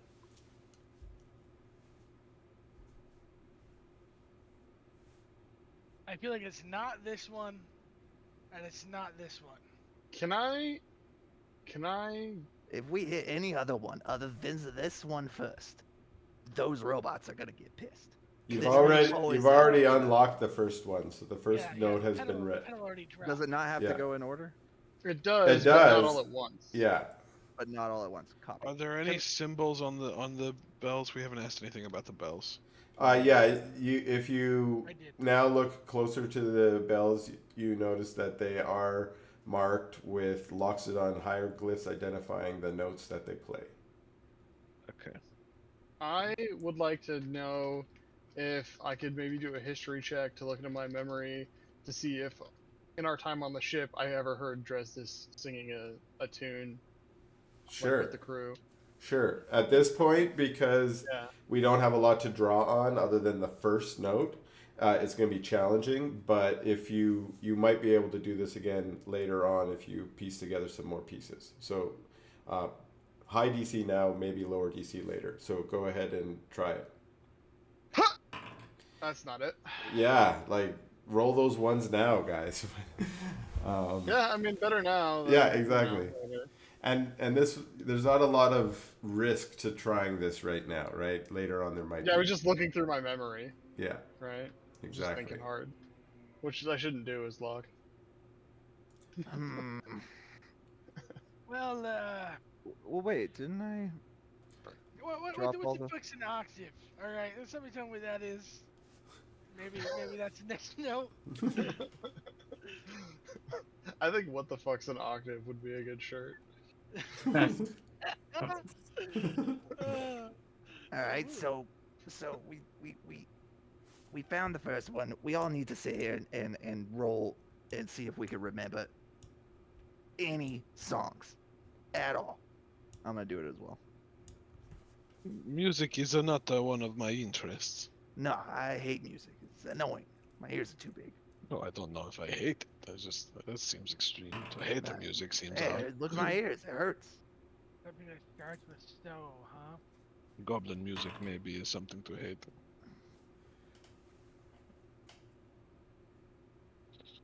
history, right? Yeah, everyone can roll history. Oh, I'm good at that. Hold on.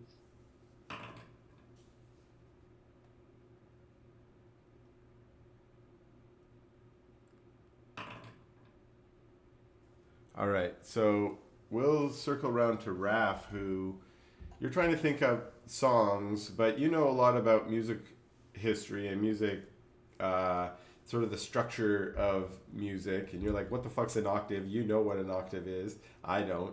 But you know what a bunch of other things are related to. Something to do with 8 of something. Yeah, and what you realize is that you're also an engineer, right? And you've been spending this time while they've been ringing bells thinking about who would have built this, lock. And as someone who has built locks and, and taken locks apart, you kind of have this different idea about thinking about the puzzle.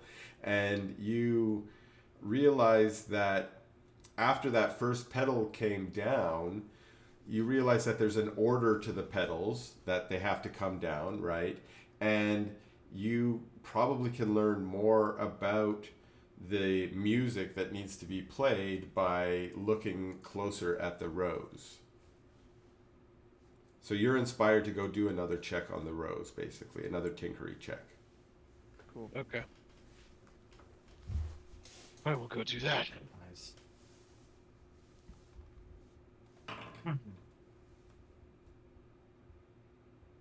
Okay. What you're able to determine here is that there are 14 total pedals on the rows, and one of them is now down. So you suspect that that probably corresponds to a piece of music that has 14 notes in it. Okay. You also know from your music history that this is very likely going to be a common type of music used by Loxodon musicians, which is 2 phrases of notes that have 7 in length, and that also it is common in these kind of double phrased musical pieces that there will be similarities between the first piece and the first phrase and the second phrase. That's how music works, right? Okay. So you're looking for, you've got sort of 14 notes you need to figure out. You've got the first one figured out, and you think it's going to come in 2 phrases of 7. No, we basically know what the first and 8th notes are. That's a good hypothesis. Yeah. Is there like a national anthem of your people or something? A battle chant? Yes, of course. I'm gonna go look at the robots. Maybe they got it printed on them. Okay. Maybe see if you can dismantle them before they wake up and kill us all. Oh wait, don't touch them. They'll probably wake up and kill us all. I'm not gonna touch them. I'm just gonna look at it. This. Don't worry. And before Lucius touches them. I won't touch them, I promise. Just a little. No. Are they powered by Philosopher's Stones? Which of these fucking pedals came down first? Is it this one? Sure. This one? Whichever one looks like it's the most outside one. Doesn't matter. Yeah. All we know is that this is right. This one is right. You did that note already. So you're on to the Yeah, next we already note. did it. Yeah. So now we need the second one.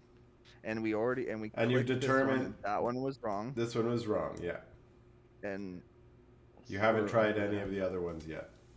Okay, I'm gonna hit this one then. Okay, do a performance Loudly? check. I believe in you. Can someone who's better at performance do this? Yeah. We gotta try something. Okay, so Captain Locke basically is in charge because he's the bard now. So he rolls over there. I will roll performance checks, but I will not brain this. He's also the captain. Brain small. So he goes and rings that one lightly, and that one is T, and it is also activates the robot eyeballs. But again, the robot eyeballs activate a little bit longer. But let me put this in units that maybe will make more meta sense. originally they activated for 1 second or 1/6 of a round, and now they're activating for 2 seconds or 2/6 of a round, but that still does not seem to be enough to activate them and make the robots murder you. So, yeah. Okay. But this Gio, bell hit is that also one near wrong. Gio, you gonna hit that one with your hammer? So that I don't have to walk up there. You gonna hit it hard or light? Because your hammer just begs to be hit hard. I might damage something, but these are big. I believe in you, Gio. Surely you have good performance. Go hard. Everyone knows Go hard. villagers can sing. What? Go hard. I don't mean to be a contrarian, but I think I'm gonna go soft. Okay, go soft. Bang it with the hilt. All right, Whoa. successful. Way better than I thought you were gonna do, actually. And when you ring this one, it does reverberate with the rose instead of lighting up the robot eye. Hey! Yeah. Nice. Hit it harder, Gio.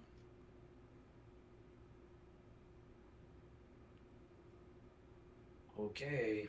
Yep, alright, so then I try to hit it hard. Okay. And you strike it with that hammer that you found in the very first episode, and you cause the second pedal to go down. Woo. Nice. Yes. All a part of my plan. Nice. All right, you're onto Nice. the third note.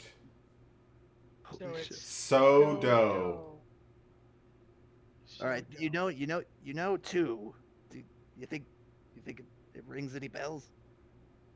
So do. Ah. Well, You start singing so do, so do, so do, so, and you're like, nah. no. Fuck no. All right. I've only had an ocarina. Yeah, that's what you start singing. Fuck no, fuck no, fuck no. That's hilarious. But the rest of you, you're starting to feel like, okay, I've heard these two notes put together before, right? Like you feel like if you keep moving down this path, it's bound to be something you guys will figure out. Yeah. Let's.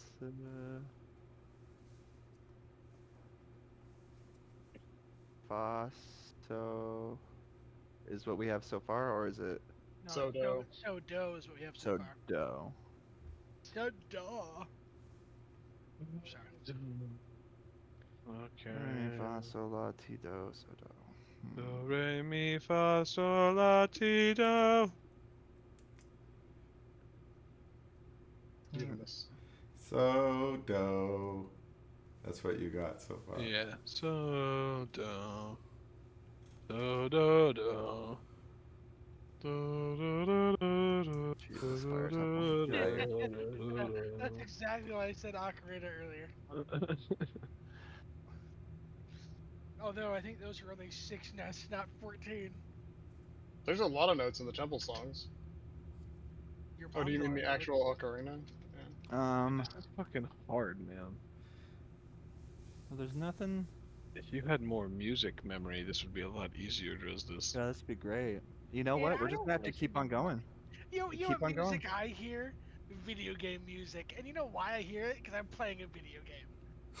Let's continue on Okay, so and hit it another one. And if we fight robots, We fight robots, all right? But the only chance we have is to get another fighting fight. robots is also kind of fun, you guys. If you guys Yeah, want to And fight also robots, Fighting robots is rad. feel free. It's But- not like you just destroyed a Is this sphinx. the If you most want to fight a robot, Nah, I'm thinking if we do one more right one, maybe the Dresdis can finally remember. Is this And the lowest regardless, note? we'll fight the robots. is that the last note? Sorry. The lowest. No, do is the lowest. So this is the highest? Yeah, no, it goes from low to high. So low, Do is also the highest. It's also No, the if you- highest, yes. But I it, don't think any of that advanced stuff matters right now. yeah. And music is. Let's just go hit one. So we got this one, and then what? This one, right? That's the first two notes that, yeah. Yeah. So let's fucking go hit this one. Okay, so that's Ray. And Yeah. you, we'll skip the performance checks now. Okay. You play it lightly. Oh, I don't know if that's a good thing that we're skipping the check. That sounds scary. Yeah, it's automatic fail. No, you've determined that this is the wrong one. Only one of the robot's eyes turn on again. I wanted to emphasize that it's only been one, except for that time that you rang 2 bells at the same time. I see. Okay. And when that robot eyes turn on, it turns on for 3 seconds now instead of 2 seconds last time and 1 second the time before. But still not enough for the robot to fully power up and kill you guys. So yeah, not the right bell, and also the robot didn't kill you. Fantastic. Okay. Next All right, one. So, take it Someone around. else. Let's hit All right, this I'm one, hitting Ray. it. All right, I'm hitting it. Yeah. So Slap it. not me. It's not me either. All right, next one. We're gonna get a robot here soon, guys. Let's let's get together. Yeah. We're Everyone gonna get do together. this 14 times. It's gonna take so long. No, it's not. Well, as long as we figure out that first one, Dresdis We is just need saying it might repeat itself. Yeah, I was like, I think we only need 7. Let's hit this one. Bong. Oh, before. Before you guys hit that one. Bong. Dodo. Not that one either. Ray. Sodo me. Sodo. Maybe Fuck, something, what is this? something that sounds. Not that one anyway, right? So it's Sodo. So dope. No, not this one, not this one, and not this one so far. It's not these three. Yeah, So it's Is it so again? it's not so again. Sodo T. Sodo. Fuck. What is this again? La. And when you get to la, the resonance looks like it's good. All this testing has caused you all to notice that the resonance on each of the bells that were no's is slightly different. And I want our Arcana people to do an Arcana check. cool. Sounds good. GM roll. Okay. All right, Raphael, you picked up on it first, probably with your keen songbird ears. You were able to realize that the negative resonance was giving you extra information. And what that information has been is how many times, well, this is what you've pieced together. You think you figured out how many times each bell needs to be rung in the sequence of 14 bell strikes, okay? So the ones that you've just looked at, which was Ray, which was this bell here, Which one again? top That right, one? Okay. Yeah, Ray. it's only going to be rung twice in the whole. Twice in the whole Okay, 14 sequence. Okay. Me, this one here, only gets rung once. Once. And Fa, the next one here, also only gets rung once. Once. Then you got to So. Twice. Once. Once. Yep. Okay. And then you got to So, which you have already rang once successfully. And it's only going to be rung twice total in the whole 14 sequence. So you know Okay. it's only going to be rung one more time Twice. after Once. this. Once. Twice. Yeah. Okay. Now you've got to this one, and it's actually ringing properly, so you're not able to get the information of it from it because this one's resonating with the rows. You only get the information when it's a wrong hit. Okay. So let's just. So did this one ring yet? You haven't rang this one loudly yet, but if you I'm want gonna. to try, okay. So well, I'm just going to skip the performance check. Actually, let's roll the performance check to see if you get a critical fail. That's the only thing I'm looking for. Okay. Oh wait, that was persuasion. Okay.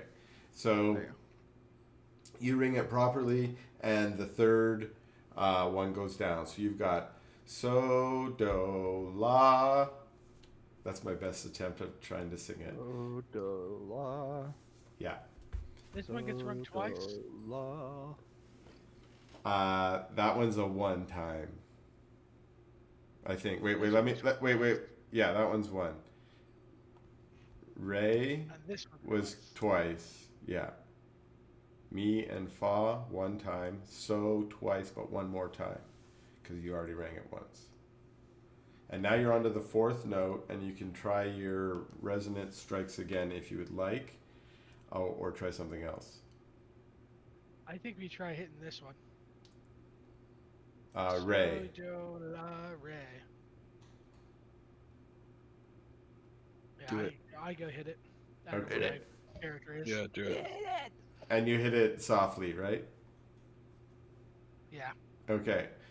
The only person I expect to just go chaos and start ringing bells is Bobby. So like, I'm asking just to make sure that you're not like, fuck it, I'm just ringing resign bells. myself to it now. Yeah, I don't give a shit. You know? I'm ringing bells. Okay, so you've gone over to this one, which you guys have determined only needs to be rung twice, and you've tried it, so it's still wrong. And Yeah, when it you needs to be register that it's wrong, the eyes turn on now for 4 seconds. They look like they're getting close to powering up. You suspect that if they complete a full round, they might actually power up and attack you, but not this round. So yeah, not correct on this one.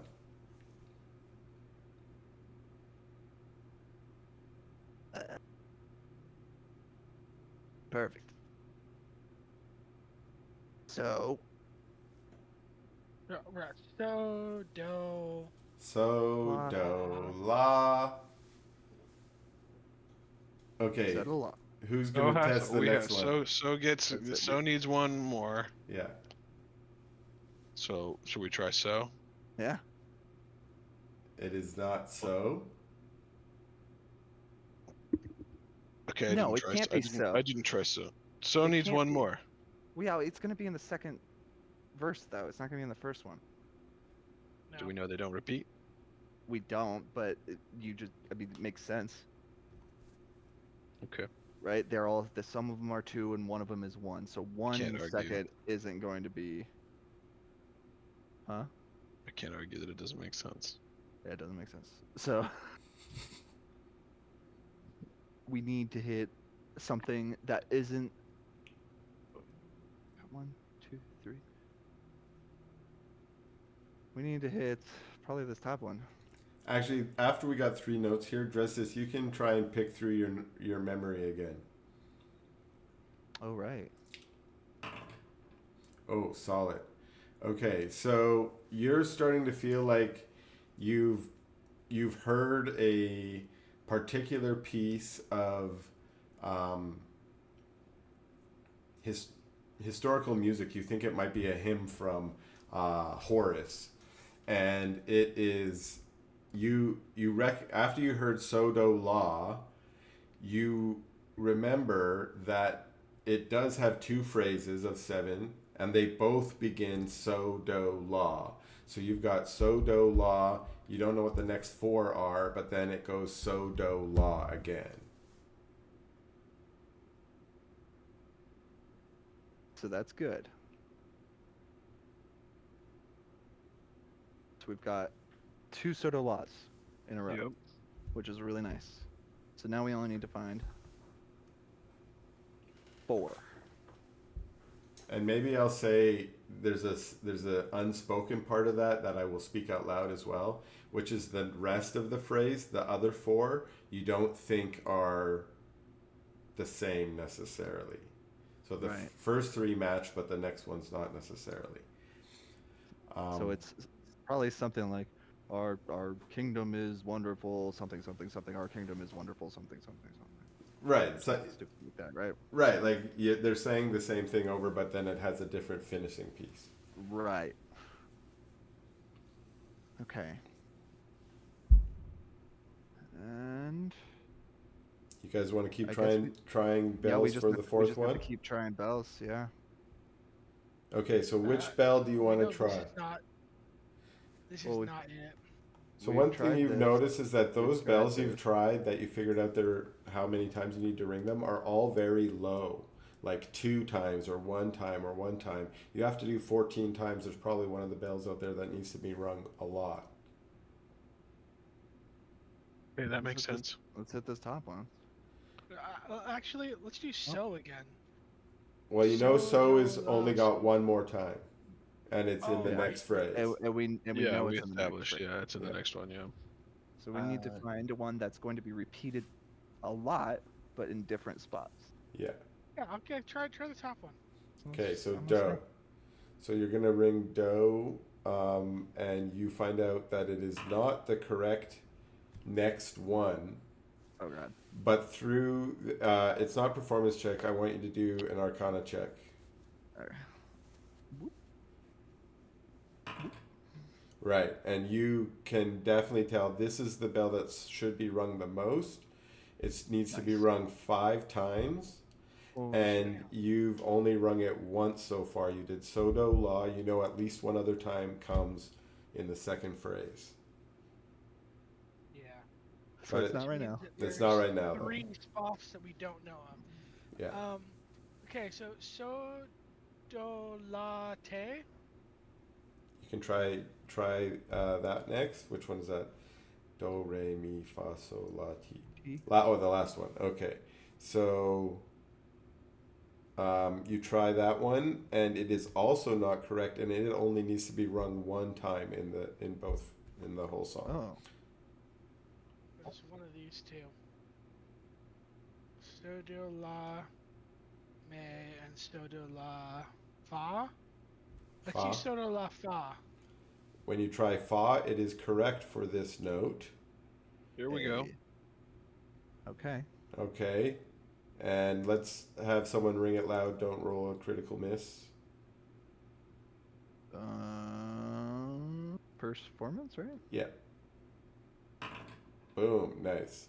A nice resounding play brings down the 4th pedal, and you now have so, do, la, fa.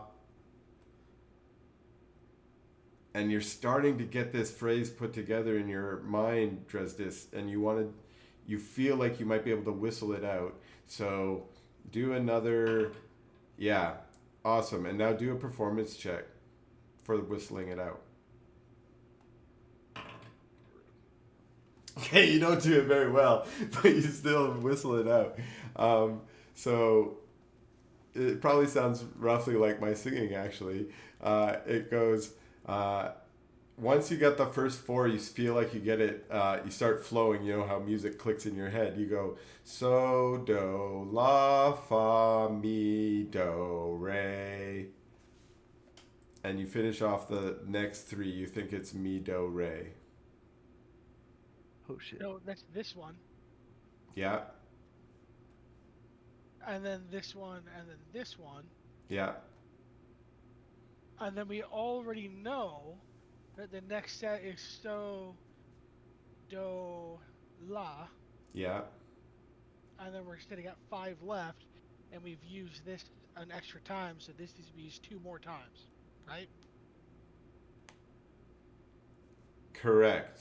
Because if you play all those notes that you know now, so let's say that you go around doing it, you think you've got it, you go play mi, do, re, those all release pedals, and then you play so, do, la, those also release pedals, and then you've got the last phrase that you need to try and piece together.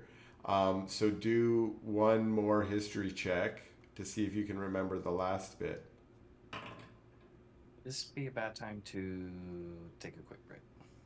I think we're almost done this puzzle, and if you want to go, but if you want to stick for another minute or 2, we can take a break after we finish the puzzle. All right, no worries. Okay, so you've got so, do, la, fa, mi, do, re, so, do, la, ti, do, re, do. You figure out the last bit, and you guys pound that out, and it opens up the pedals. Now, does anyone recognize that piece of music? I do not. Say it again. Do the whole thing again.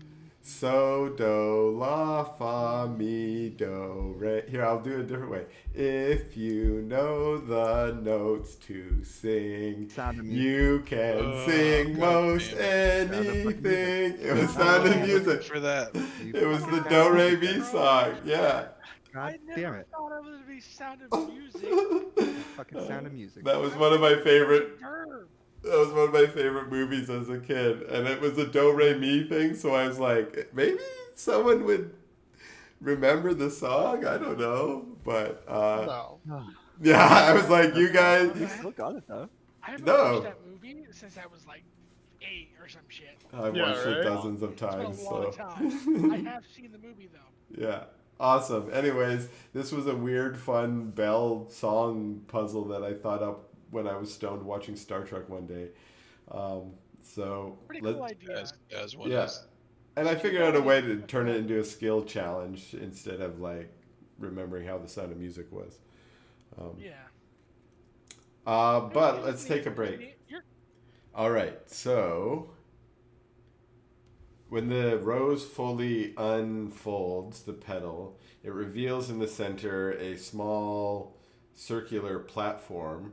You're not really certain how it works, but when you all go and stand on the platform, it actually unhinges itself from the floor and starts to float downwards.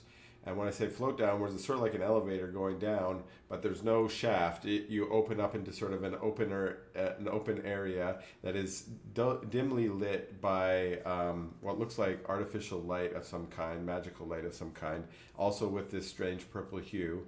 And you kind of float through a dark, empty space on this platform for a while before you arrive at what looks like a building that's built into the side of the wall, or at least uncovered, because remember, you're in this buried sandstone city. You can only see sort of part of the building coming out of the wall, where the rest of it is encased in like sandstone. But out front of this building, you see two individuals. They look very alien to you. In some regards, they look very much like the robot figures that you saw up above, but they're much smaller. They're just medium sized like you are. They're about 5 feet tall or so for the medium sized people here. And they're, even though they are made out of adamantium as well, or appear to be made out of some kind of metallic form, possibly adamantium, they also have a glowing blue crystal in their forehead. I didn't mention that about our robot friends, but they also had a blue crystal in their forehead that looks like a philosopher's stone. For the best. I knew it. We should fight those robots. And these individuals just have some robes on, and the platform floats you right down to the edge of this building where there looks like a front step that's kind of crumbled off and broken off and just goes off into the darkness. But the platform floats right up to the step and lets you off. The two individuals there do not seem to move in any regard. They just stand there in their robes, and you can see into this building, which is sort of it's lit by the same kind of artificial light, purplish hue to the light. And as you step off this moving chamber, you know this is the chamber of Demetrius. You find yourselves in this breathtaking sanctuary of knowledge and antiquity. The room is bathed in this soft purple light that emanates from these intricate candelabras that float in the air around, so apparently on their own, around the room. The air is filled with a thick smell of burning incense, and there's sort of a distant echo of whispered incantations that just kind of hums in the room. The walls are lined with towering bookshelves made of a rich dark wood. You're not really sure where it came from, but it's a very special kind of wood. The shelves are overflowing with tomes, scrolls bound in leather and ornate clasps. At the center of the chamber, oh wait a second, boom. At the center of the chamber is On a raised dais stands Demetrius, the vizier of Rojit, a towering loxodon draped in resplendent golden silk robes reminiscent of the ancient pharaohs. His deep-set, wise eyes radiate with profound wisdom from behind a golden veil. He is surrounded by an assortment of arcane artifacts and mystical relics, each telling a story of a bygone era. A magnificent, ornate disc sits before him, covered in scrolls and parchments, with an ancient map unfurled and held down by a pair of alabaster scarab paperweights. The room exudes an aura of profound learning and history, as its inhabitant appears to be the protector of lost knowledge. I've shared an image with you. You can look. That's sort of an image of what he looks like, with his veil down, which I'll get to in a second. Greetings. Oh, fucking cool as shit. Yeah, this looks amazing, man. Yeah, it's fucking dope. Yeah, thank you, Midjourney. Greetings, wheezes the ancient being, his voice a mere croak of ages past. He gingerly lowers his golden veil, revealing a grotesque visage consumed by the ravages of time. His entire face is plagued by a gruesome rot, a foul stench barely masked by the thick haze of the incense that clings to the air. He catches your inquisitive gaze, but swiftly veils himself once more before continuing. Dresdis, your arrival has been long foreseen. I extend my welcome to you, as well as to your steadfast companions. Your journey here and your successful navigation of the Sphinx's trials have not gone unnoticed. Anticipated, yes, but before we proceed, I sense you harbor questions. I am Tariq Tawil's leader, as you are aware, but my role surpasses that designation. You've undoubtedly observed my affliction, if you can term it as such. I exist in the twilight between life and death, an undead enigma. Ages ago, centuries, I was the trusted vizier of Empress Masika, your great-great-grandmother, and the progeny of Horus the Great. My service was so esteemed by her that when I met an untimely demise, she dispatched my remains to Rojut. It was a closely guarded secret, but the priests of Dilar here had grasped the arcane and forbidden rituals of Sharvalia. She beseeched them to resurrect me, to forge a new existence, one neither fully alive nor completely dead, but enough to continue my service. And dutifully I have served in this capacity as I know best, a scribe and a chronicler, and perhaps now a historian. Once I held the title of priest, but that feels inaccurate now. For several centuries, as the Empire's lustre dimmed, I have clung to the remnants of the long road, the vast network fashioned by your forebears, albeit a mere echo of its former brilliance. Welcome to my chamber. The long road is at your disposal. Do you have any questions for me or of your companions? Hi. We call it bird stuff. I'm joking. Tell us everything you know about the birds. What do you know about birds? I couldn't I know relate. you've got some bird stuff in here. Cough it up. That stuff's great, but we're here for bird stuff.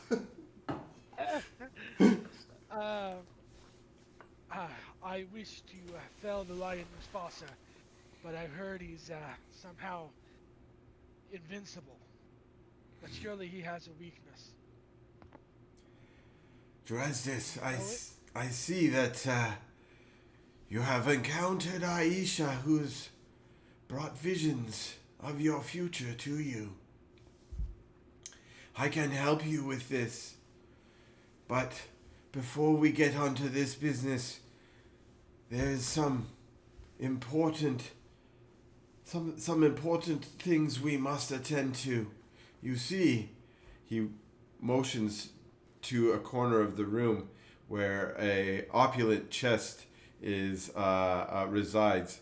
He says, "For a long time, I have been the caretaker of your birthright, and it has come to be a burden. I wish to give it to you. Seeking an heir to the empire, I have wandered through time, tracing the threads of your lineage. It wasn't until the reunion of your cousins at Gernok that I glimpsed a glimmer of hope.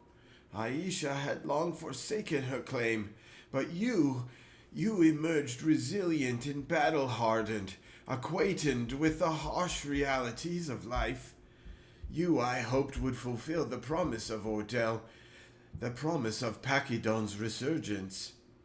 I'll note that I'm changing the name from Loxodon to Pachydoon for various reasons, but we're now going to engage in an in-canon reason for the change. The Pachydoon is the Pachydoon word for the region. Loxodon is the common word that is used by the common folk, and he's just an ancient who's speaking in the old tongue.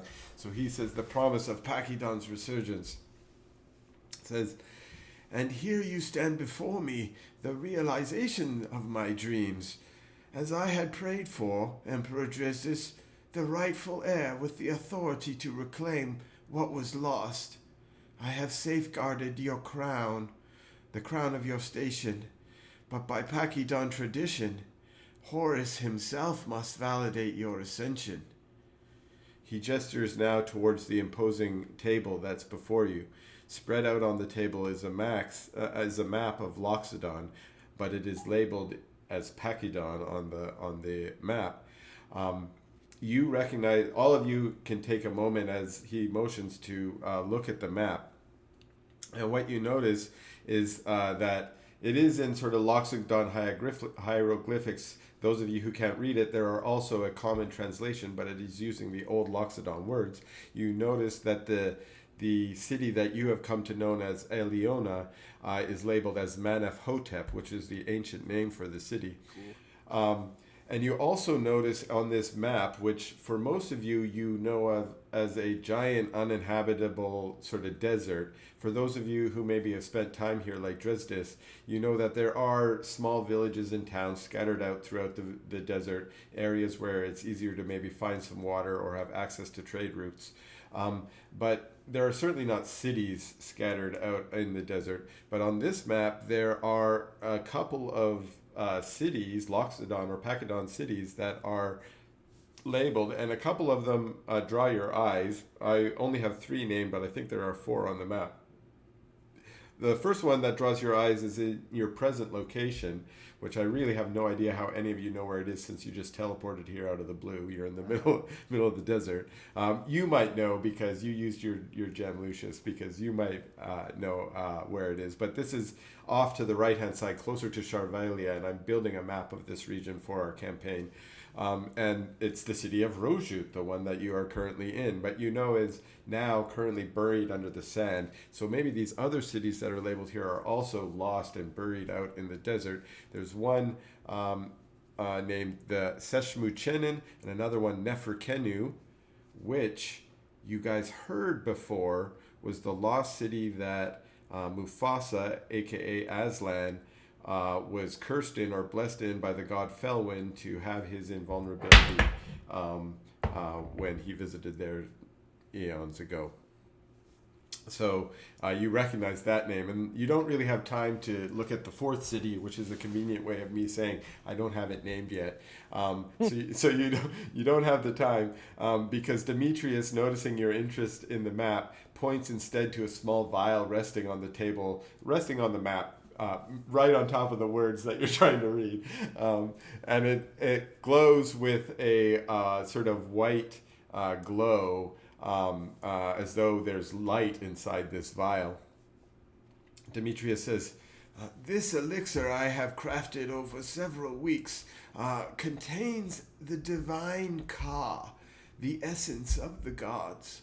Fear not, for this minuscule portion is harmless to mortals, serving instead as a conduit to the gods. Drink this, and Horus shall pass judgment upon you. Pray that your worthiness aligns with his divine expectations. When you are ready, partake of the divine Ka. I have stood before Horus once before. I'm glad that this time I can do so with a bit more honor.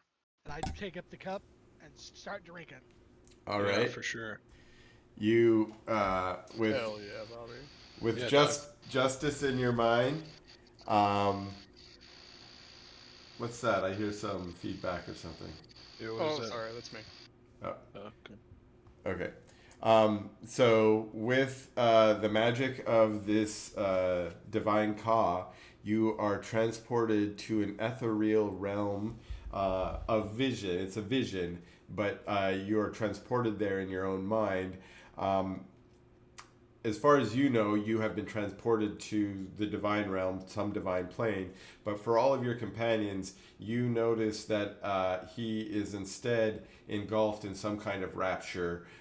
He looks up into the sky, although you're underground. He looks up to the ceiling, and his eyes and mouth open, and a divine light sort of shine out of them. And he's just sort of levitating a couple inches above the ground as this happens.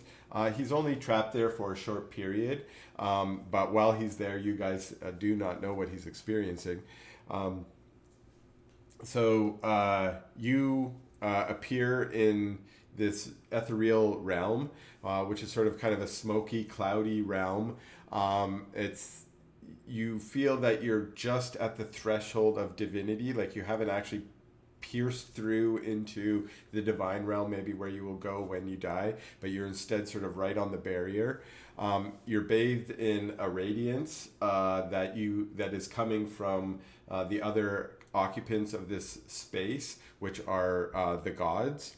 The presence of the divine envelops you like a warm sort of cloth, a celestial cloth, and you're overcome in the moment by reverence and awe, and you just sort of look around you to see whom else is in your presence, and arrayed before you are the gods that you have learned of in your youth, and they're appearing to you before you as you have always imagined them. So it's easier for you to like recognize who each one is because they are embodying your vision of who they are.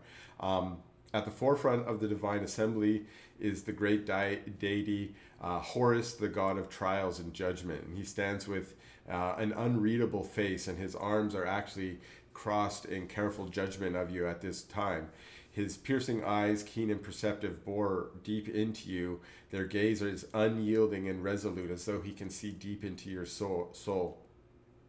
He exudes an aura of unwavering justice, and his regal demeanor holds the weight of the countless judgments that he has already rendered.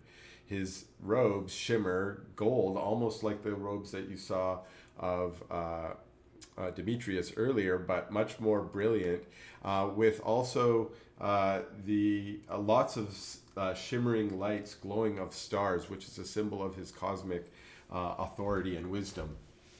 And he speaks out to you before you're able to sort of take in the rest of the gods. He says, in this divine assembly, you are at the crossroads of mortal and divine, guided by the wisdoms, values, and traditions of the gods of Pakidan. You will now face a trial in the sacred communion of purpose and destiny. Seek the guidance of those assembled as needed to ensure that your judgments are just. And you look around at the others assembled, and you see, following Horus comes your sworn god, or the god you've sworn allegiance to, Koloth, the god of strength and authority. He looms tall and imposing, carrying the royal halberd, very similar to yours, glimmering with divine power. His presence radiates with aura of resolute strength, and the weight of his silence and unwavering command hangs in the air. His eyes are deep and calculating. They also look deep into you, but they pierce you with the strength of confidence and your authority and your ability to proceed. He nods at you, giving you just the slightest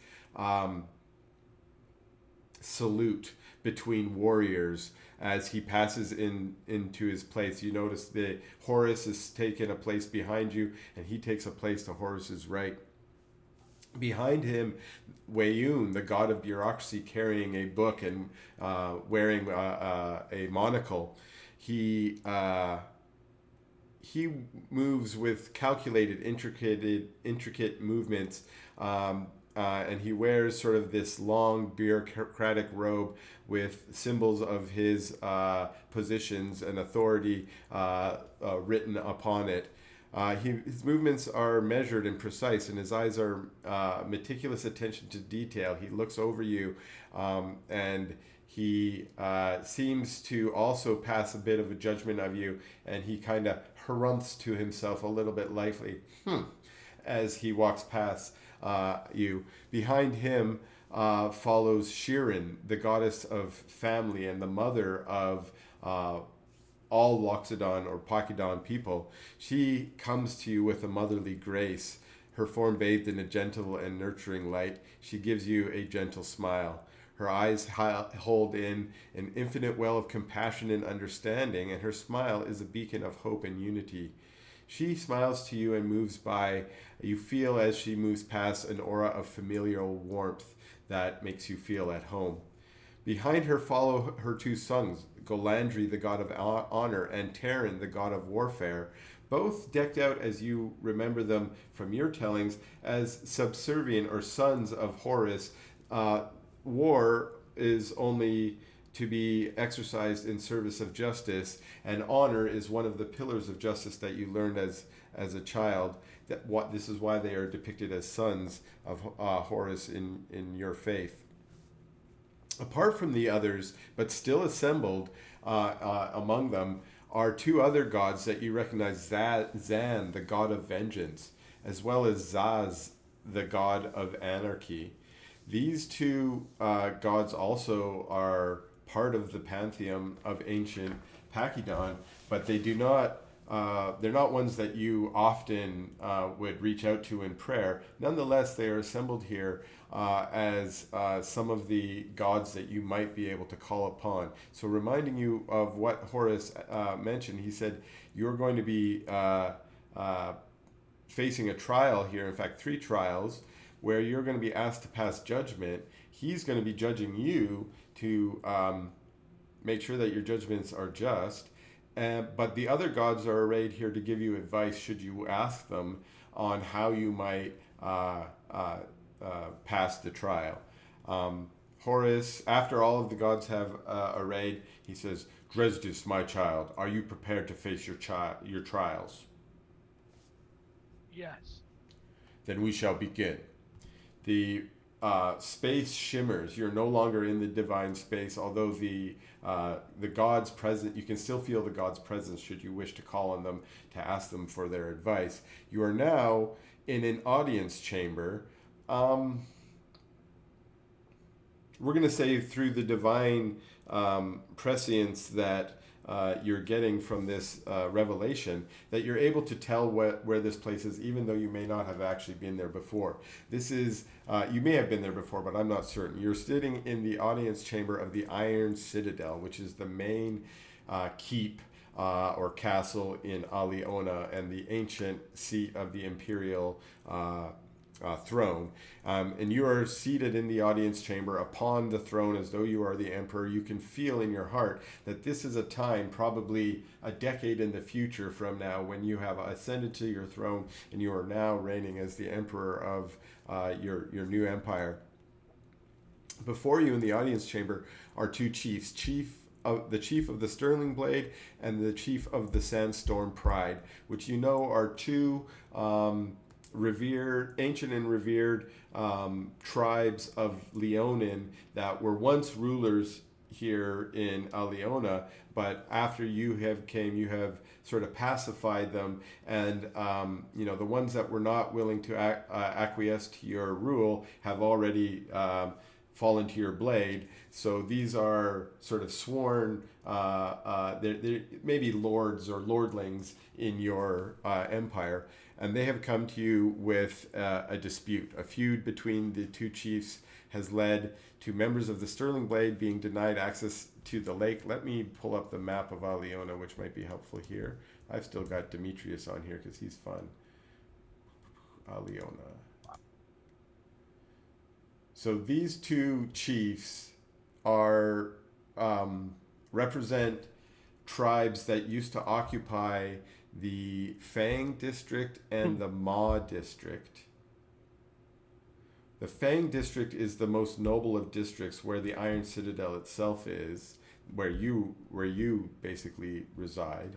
And the Ma district is the large district that is right beside it that grants access to the rest of the world through the gates. And the way that the feud has occurred is that as a result of the feud, the Sterling Blade have been denied access to the lake, which they normally access through the Fang district. And in retaliation, the members of the Sandstone tribe are not being allowed to leave the city through the Ma district. So basically there is a dispute now between the clan chiefs that has spilled over and is now affecting the everyday people of your empire. You have called them here to try and solve this dispute, and you have to determine how you are going to solve this dispute. You may interact with the clan chiefs, but the whole time it's hard to ignore the presence of the divine entities that you know are both judging you in the case of Horus, and also whom you may ask for advice in this particular situation. And you may begin if you like, and you can ask me questions as the DM as well.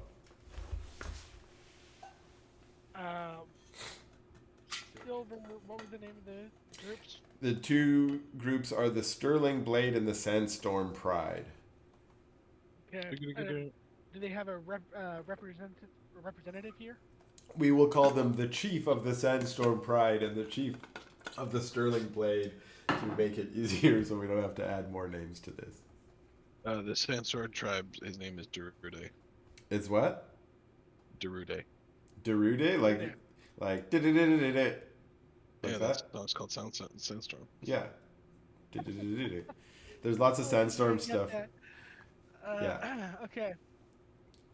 Chief Durida, approach. My Emperor. I will hear each of your stories one at a time. What is your side? He says, my Emperor, you know that the feud that exists between my people and the Sterling Blade has lasted for many centuries until you arrived and pacified this city. Because we have sworn to you, we do not engage in the active warfare that we used to use to pacify our feud. Instead, now we must resort to other measures. And for this reason, I have chosen to deny my lifelong enemy to his people to access the lake. They must go through the Whisker District if they wish to access the lake. Ha ha ha ha ha. The fucking petty douche. I like this guy though. This guy's I cool. do too. I see. So nothing new has sparked this quarrel. This is simply a continuation of old blood. Yes, well, of course something new sparked this. When he entered into the Fang District 7 months ago with his entourage, he did not alert me ahead of time, and he embarrassed me in front of my people by marching his armies in front of my building, and for that reason, I have denied his people access to the Fang District. Alright. And, Chief Big Bottoms, approach. I'm grateful that you have called on me, my Emperor. What is your side? Why Well, approach in such numbers? as you can see, he speaks mostly lies and bravado. I have always wished to acquiesce to the peace order, the peace bond that you have ordered upon the tribes. You know this, as I and my tribe, we signed the agreement days before the Sandstorm Pride did, to show our allegiance. Yes, well, my emperor, please let me beg on your greatness to see that you should rule in my favor. He has been denying my people access to the waters, which we need. It is our lifeblood, as you know, in the desert, and it is only fair that I have denied his people to leave the city through my district. I hope you will judge that I have seen things correctly in this way, sir. I see. And is it truly so much of a problem for you to access the lake through the Whisker? And what of the other tribe? Can you not exit the town through the Roar? They both scoff, and they start speaking in unison. The chief of the Sterling Blades says, "The Whisker District is full of thugs and brigands, as you know. If we were to access the lake through there, we would be face muggings and other harm to our people. The Fang District also is the most beautiful district. It has the baths. We must be allowed to access the baths." And then the similar complaints are levied by the other chief on why the Roar District is not acceptable for passage when you need to go to the traders on the south or some other business to that regard. Right. So, I'm going to... You feel the divine presence around you, and you feel as though seeking some of the advice from some of your ancient gods might help. For instance, you feel Koloth's presence behind you. You also feel Terran, the god of war, seems to be resonating with the war chiefs in some ways. You don't have to ask all of them or any of them, and their advice might not always be good, because remember, the person you're supposed to please here is Horus. But if you would like to, you can seek the advice of any of the divine figures behind you. Right. I'm going to ask...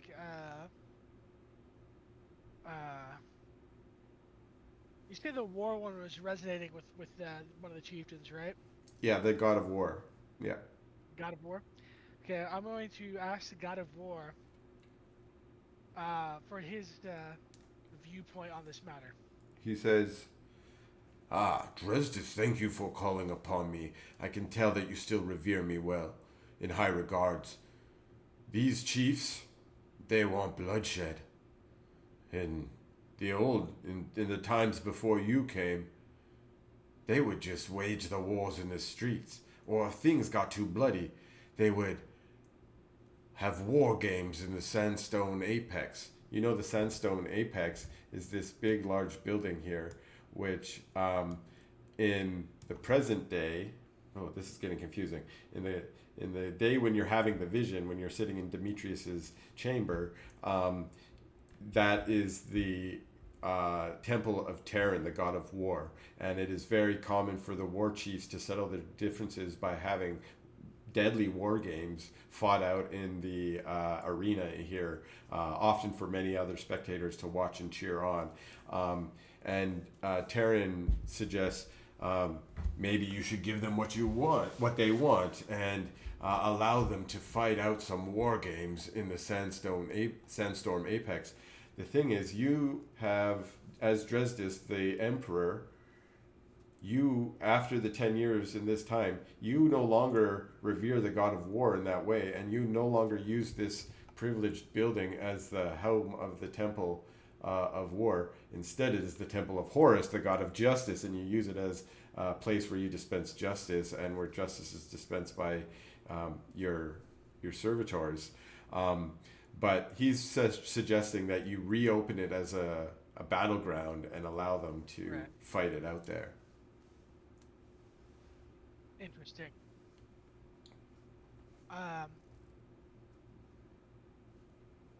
Well, if they wish to go to war with each other, I think I won't allow that. But why don't we use their anger to clean up these other districts as punishment? So the Wa can clean up the brigands in the Whisker, and our dwellers of the Fang can go handle the Roar and clean it up. And that will be their punishment for this nonsense. Okay. So, drop me an insight. Was that your final? That was the judgment that you were issuing, right? Yeah, pretty much, yeah. Yeah. Okay. Do an insight for me. Don't forget about your bardic inspiration. I still have that? Sure. Oh, wait, I can see that. Why can I see that? That's fine. It's good enough. So, as you're dispensing judgment, you can feel that members of the Divine Assembly. No, that's not exactly right. So, you can feel approval coming from Horus on the way that you've handled this, but you also are sensing that there's a piece missing, not just from what you're getting from Horus, but also from the war chiefs. They understand that your judgment is final and that you have issued a fair and somewhat just judgment in this regard, but their personal bloodlust is not sated, and you know what they want is for you to let them fight their clans against each other, which you are against because that will put their people against their people. But you feel just putting my people against each other. exactly, but you feel that you might allow them to fight a one-on-one duel, not to the death, but maybe to the death. I mean, that part's up to you.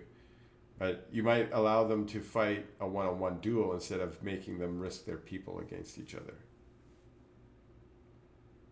Sounds wonderful.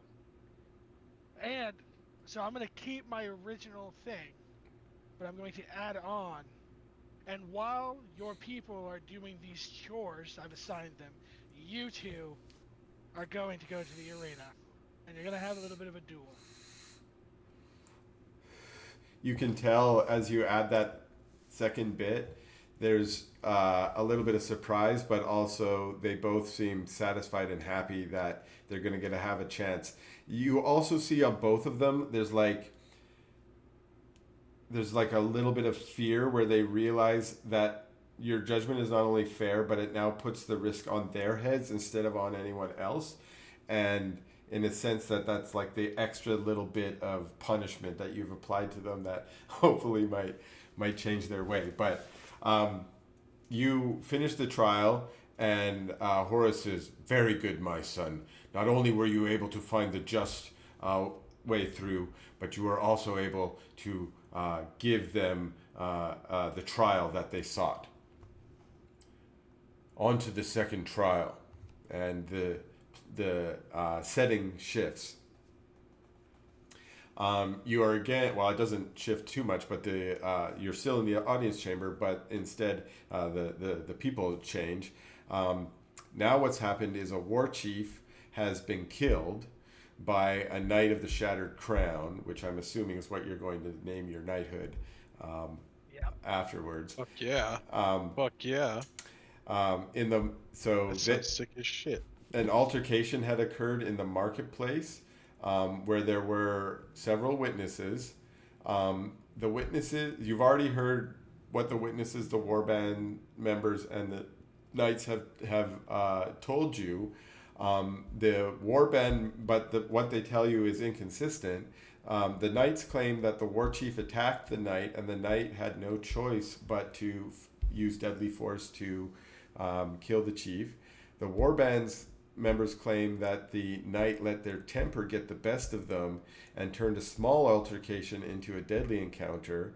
And the witnesses tend to, like the witnesses that are not affiliated with either side necessarily and maybe are a bit more impartial, also tell inconsistent stories about whether they thought that the force applied was, necessary or not, or if the temper was flaring or not. So you don't really have a good way to judge the gray area that's in the in between.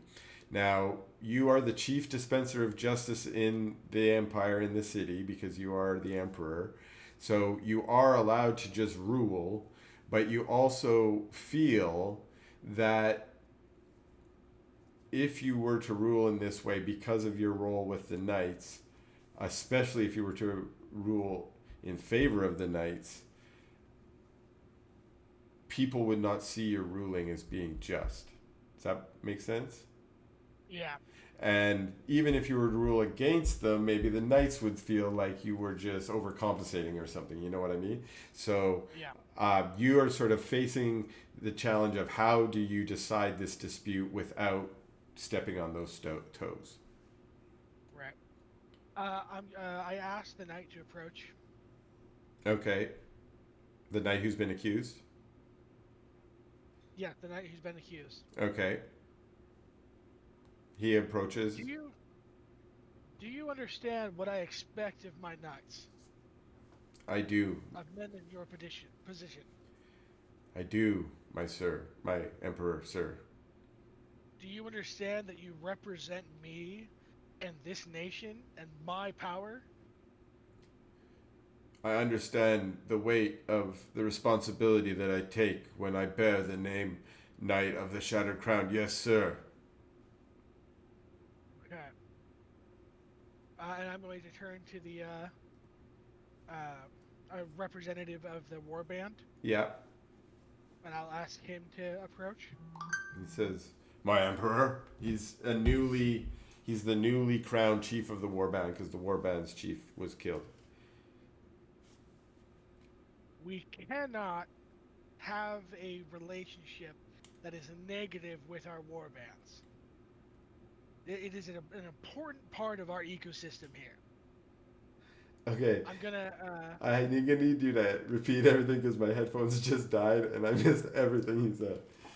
Oh shit. So I asked the other one to approach, and I said, we cannot have a poor relationship with our warbands. They are an important part of the ecosystem that we have here. I recognize that, Emperor, and I thank you for that. I ask only for a fair judgment for my brother and chief. I ask that I am allowed to face the knight in the Sandstorm Apex in a battle to the death.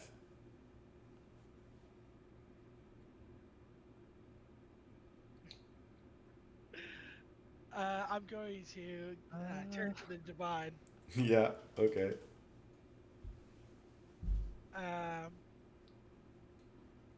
Let's talk to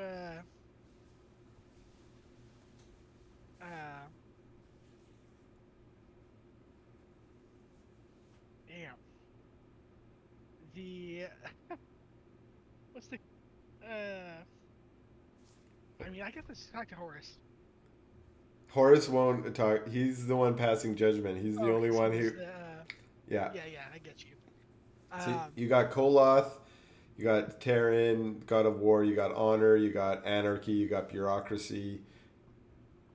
I'm like, who else did we have here? The God of Family. Okay.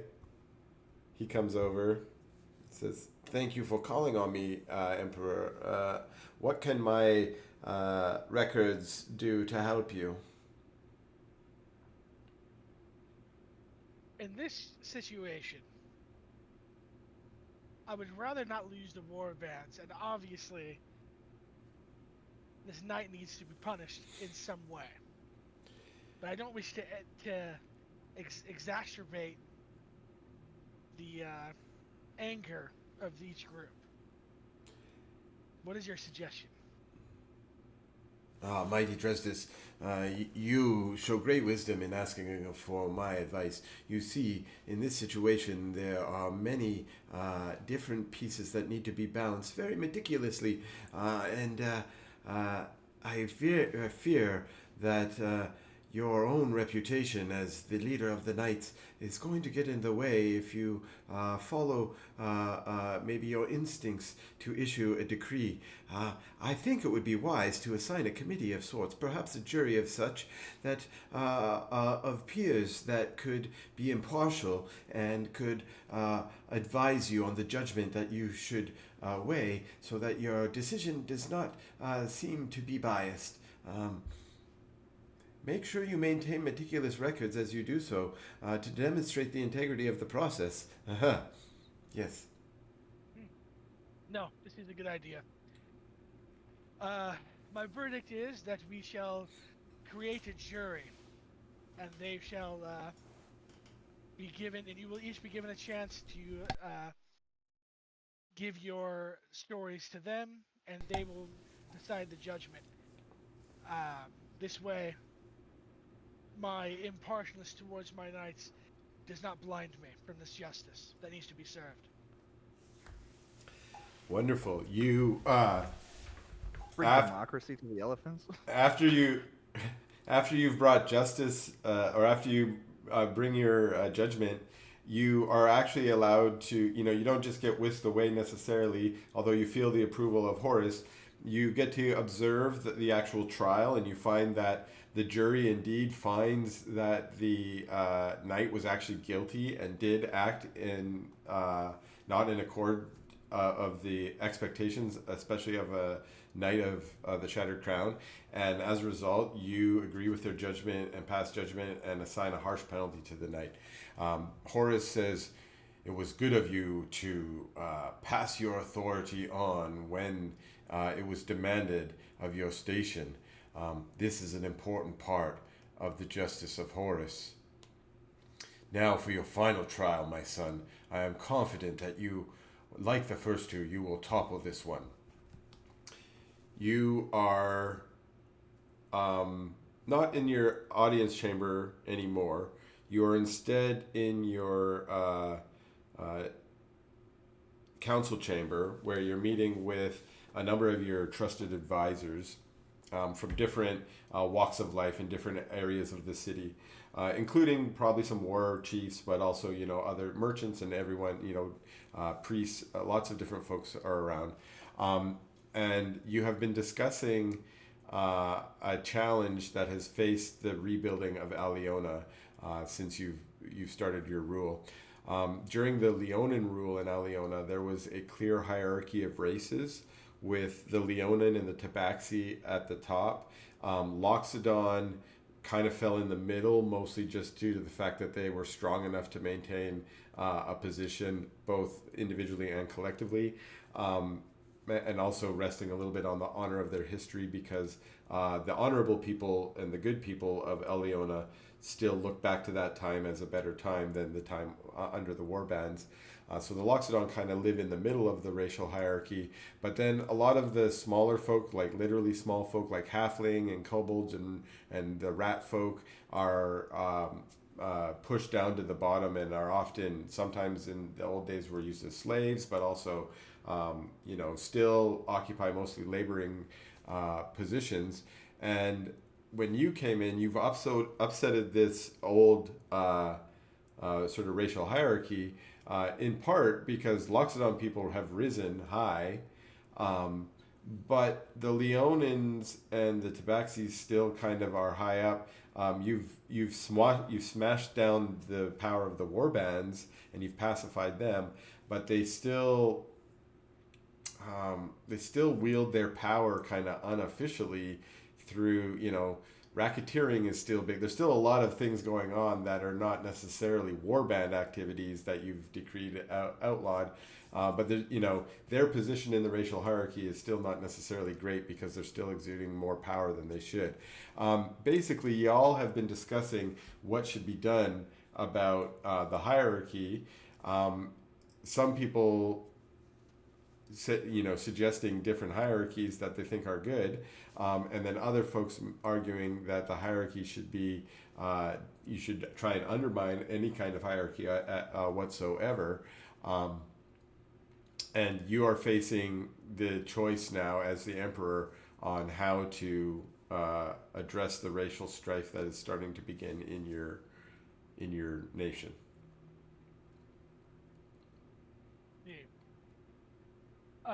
Well, my instinct tells me to undermine the hierarchy. You know what? Let's talk to Anarchy. Anarchy. Yeah. I love it. I love how you've Surprisingly patient. I love how you've picked the ones that I actually had things written up for instead of like now I don't have to. But Anarchy does have something to say. Oh, Dresdis, I did not expect for you to come to me with for advice, but I am quite pleased. Why be constrained by the old order at all? Embrace anarchy. Break down the hierarchies entirely. Let individuals rise based on their own powers and merits, not because of their race.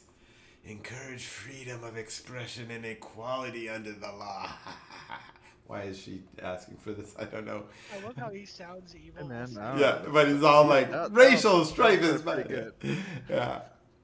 Allow for the truly diverse and inclusive society. No. Yeah. While still sounding evil. Yeah. The most inclusive society ever. Yeah. And he's just cackling. Yeah. Okay. I believe that what we need going forward is a society that encourages and rewards the merit of an individual. So perhaps we need to rethink this hierarchy entirely, and perhaps hold some sort of an event where we can find skilled individuals and give them the opportunities that they need to achieve something. I love this. I almost want to take notes on this. Who's the greatest cook in this nation? I would love to meet them. Who's the greatest artist in this nation? I would love to meet them. Right? Let's name this right now as a festival that you are decreeing. The Festival of Talent. I was thinking industry. Come on, brainstorm with me, people. It's basically a giant talent show. How about Festival of Fiery Spirits? we could call it Packy Don's Got Talent. Packy Don's Got Talent. Well, that's the one that sticks. Yeah. That one. Okay. I don't know where to put this, but I'm gonna put it here somewhere. Festival. You can't give me that kind of power, man. Packy Don's Got Talent. Imperial Talent Show. And we'll assume there's like some great rewards and shit that you get if you win and are known as the greatest fry cook. I'm thinking a hereditary knight status. Oh, nice. So okay. It's like a temporary noble. Yeah. It's low ranking, obviously, but they can't keep the title. They can't pass the title on to their kids. Okay. Kids also have to earn it. Oh, I love it. that's cool. Yeah. I love it. I love when we get cool shit like this.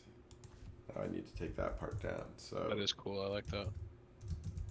winners made Yeah, if a honorary. family is able to like continually achieve, then they'll no longer Sure. be merely temporary nobles, and they can just become full nobles.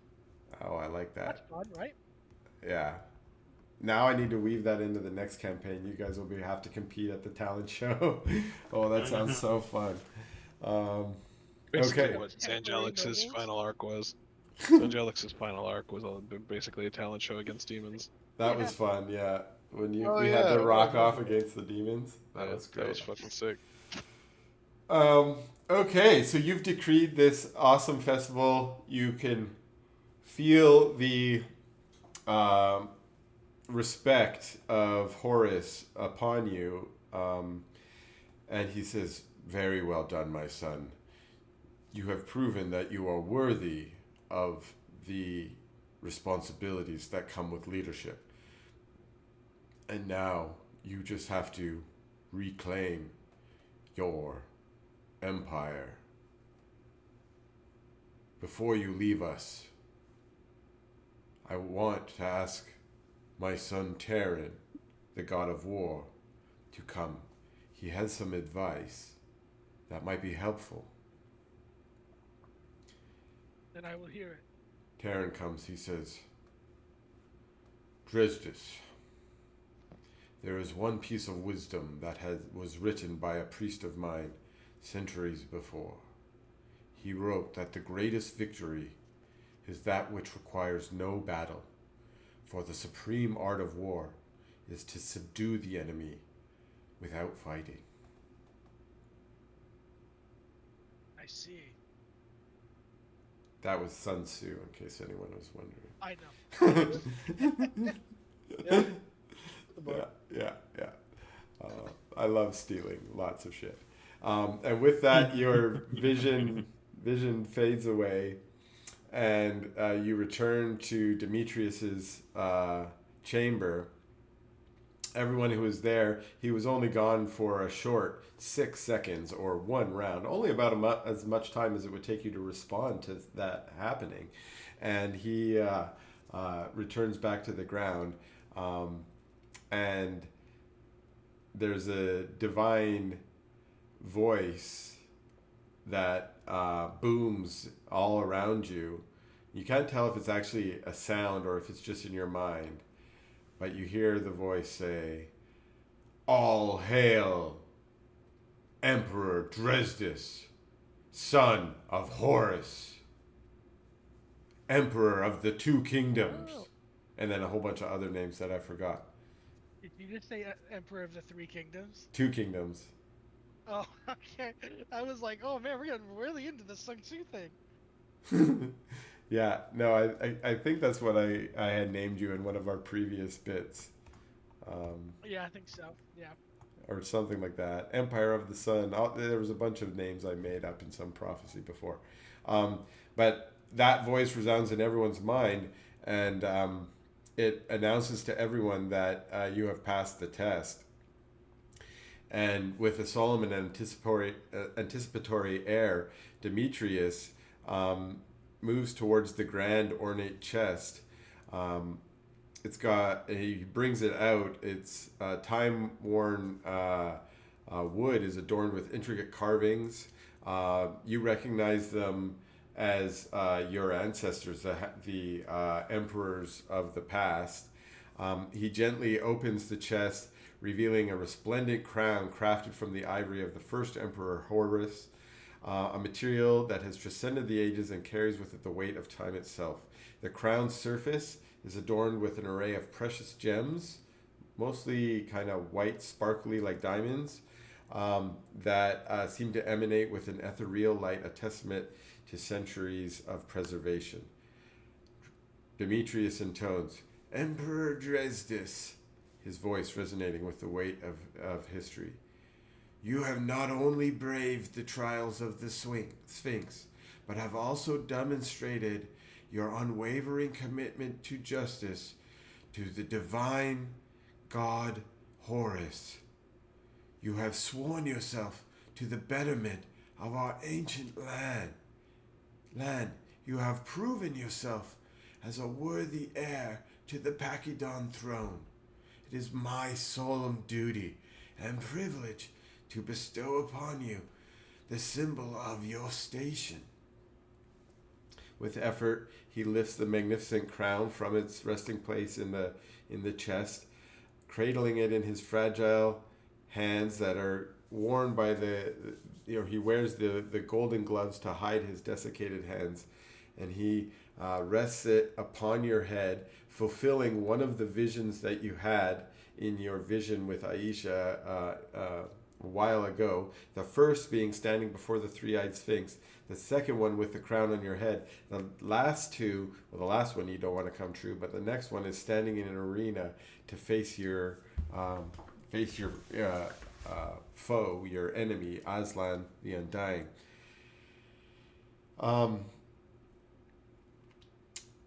Where was I? Okay.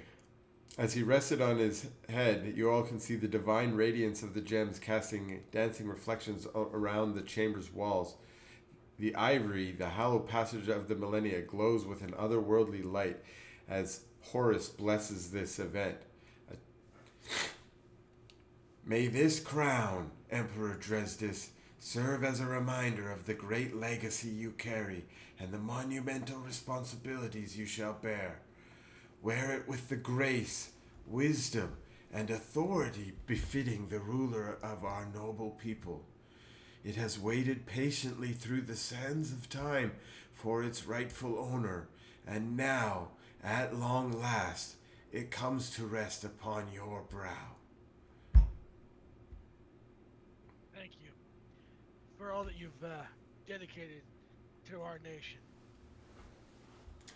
All right, gentlemen, it's time to go Sung Sue this bitch. Do it. I'm ready, dude. Sick.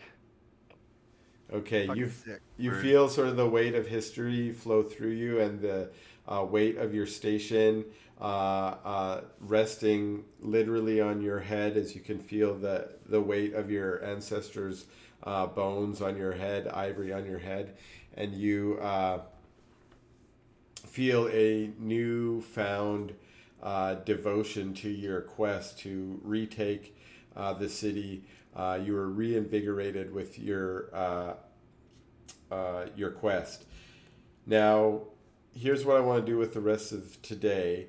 One, y'all can level up to be level 11 because I feel like the final battle should be level Fuck 11. yeah. Whoa. Nice. What?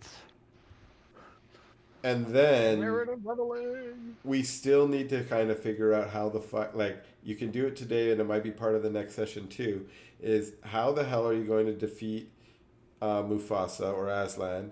And Demetrius has more, if you ask him more questions about this, he can fill it in. He's told you he would give you more information after he gave you the crown. But I want you all to spend a little time leveling up, and as you do, you can think about how are we going to defeat Aslan. And I'm going to spell it out to you right now very clearly. He is invulnerable to damage. If he was a magic creature, he would be indestructible. Does that make sense? Yeah. Mhm. So you need to figure out ways to defeat him, not necessarily kill him, but if you can kill him, that would be cool. I haven't thought of ways to kill him, but the only way I've thought of that can definitely kill him is a wish. Oh shit. Dang. Maybe I won't say any more about that. Because I don't want But to there's also spoil the fun. a way to not have to. You also might not want to. You also might not want to kill him. He's your buddy, right? But yeah, He's literally my best friendo. that's true. You can go Naruto on his ass. I don't know. Time for talk no jutsu. I don't know. Yeah, exactly. You might be able to talk him down, but that was not my intended solution. All good. If I gotta put down a friend, I will. Oh, I don't want you to kill him either. I made him indestructible because I made him hard to kill. Confused. Yeah. No.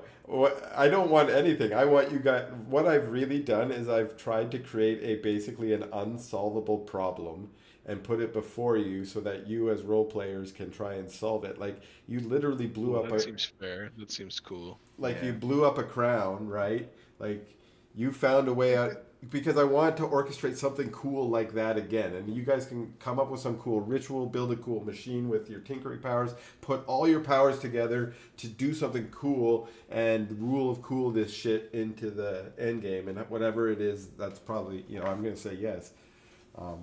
But you can How also big- wish him dead.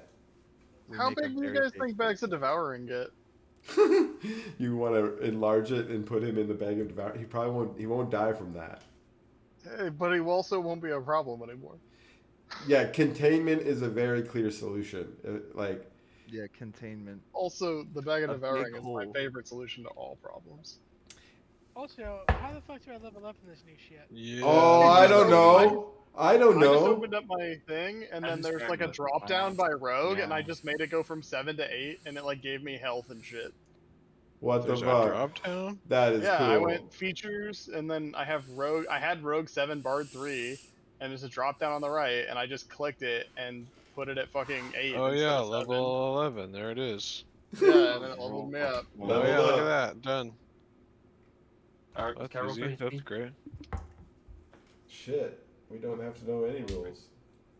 HP. Oh yeah, roll for HP. Those guys just got Yay. HP. It auto did my HP. I think it auto did mine too. Oh, Yeah. never mind. Okay, I gotta delete. Well, you can Did it just give you on average? You guys can undo probably. the average and put in your roll if you want. Yeah. I don't know what I was at before. I don't know how to tell. Well, you just minus average. So what's your hit dice? Basically, that should be at 80. D6, I think. Yeah, This only has Oath of Devotion. No, it's a D8. I bet Only- it's D8. Yeah, Only D6 Okay, is wizard. I think so, yeah. So D8 would be 5 average and add your constitution. So whatever that is what you would have got. But really all you need to do is roll a D8 and then add or subtract the difference from 5. So like if you rolled 5, your hit points would remain the same. If you rolled 8, you would add 3. Okay, wait. Let me do that again. Yeah. Don't even tell me what it was. Okay, I won't. It's like it never happened. Boom, so you Alright, get I'll plus take a 1. 6. Yeah. So it's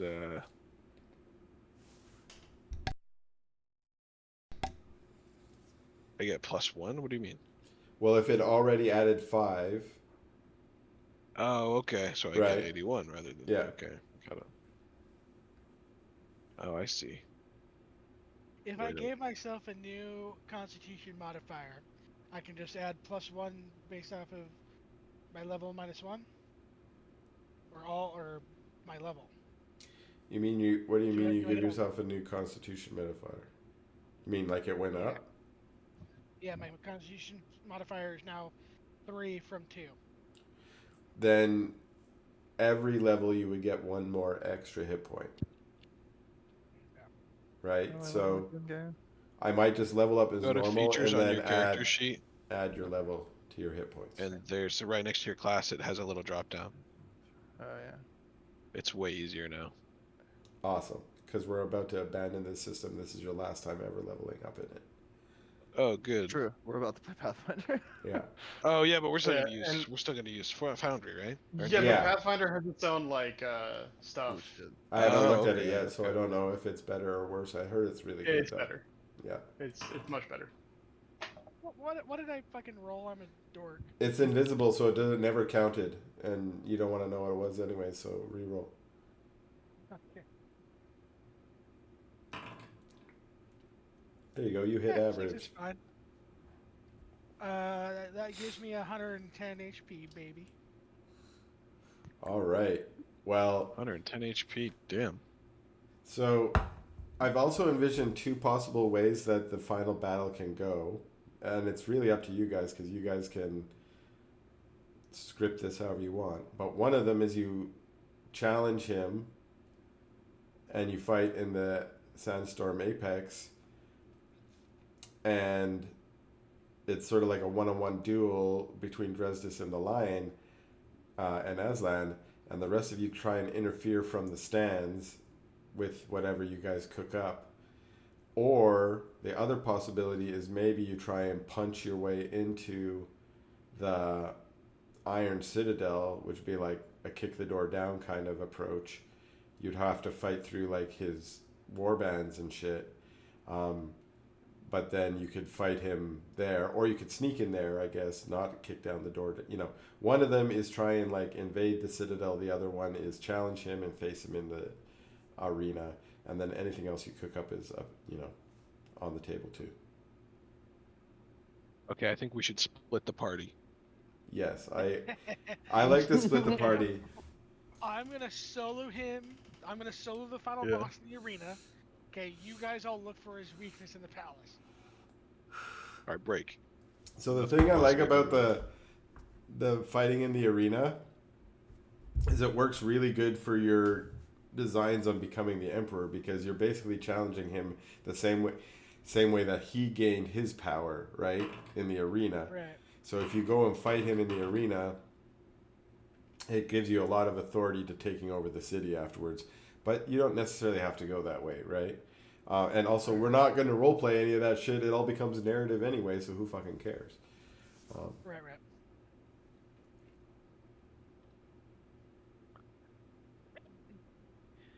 Yeah, I don't know. Yeah. I, it, I'm interested in the arena, right? But I also, a part of me wants to try to talk no jutsu him. You can talk no jutsu him in the arena, very much like Naruto. You never talk at the ramen shop. You talk when you're having your final That's battle. a good point. Yeah. Very good point.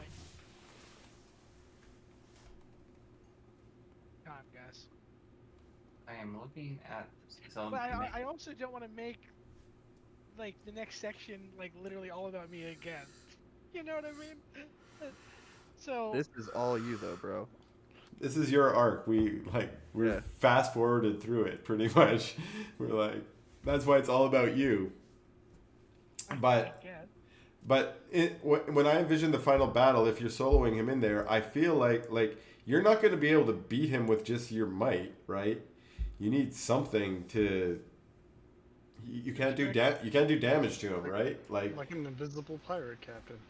You might want to have an invisible pirate captain might be. Oh. I like this already. So you could have an extra person on the field. There was a simple beauty to that idea. There was a very simple, concise idea that I think really registered with all of us. That's all I have are simple ideas. But then what is he Invisible doing? pirate captain Because tripping him. neither of you can damage him, right? So what is you just need to come up with how it all fits together into a nice puzzle that captures him at the end, or kills him, or whatever it is, or gets him to realize the error of his ways, or whatever he's got on his head. Right. Right. You know, Also, what if we do the tournament? Josh sneaks in as an invisible boy.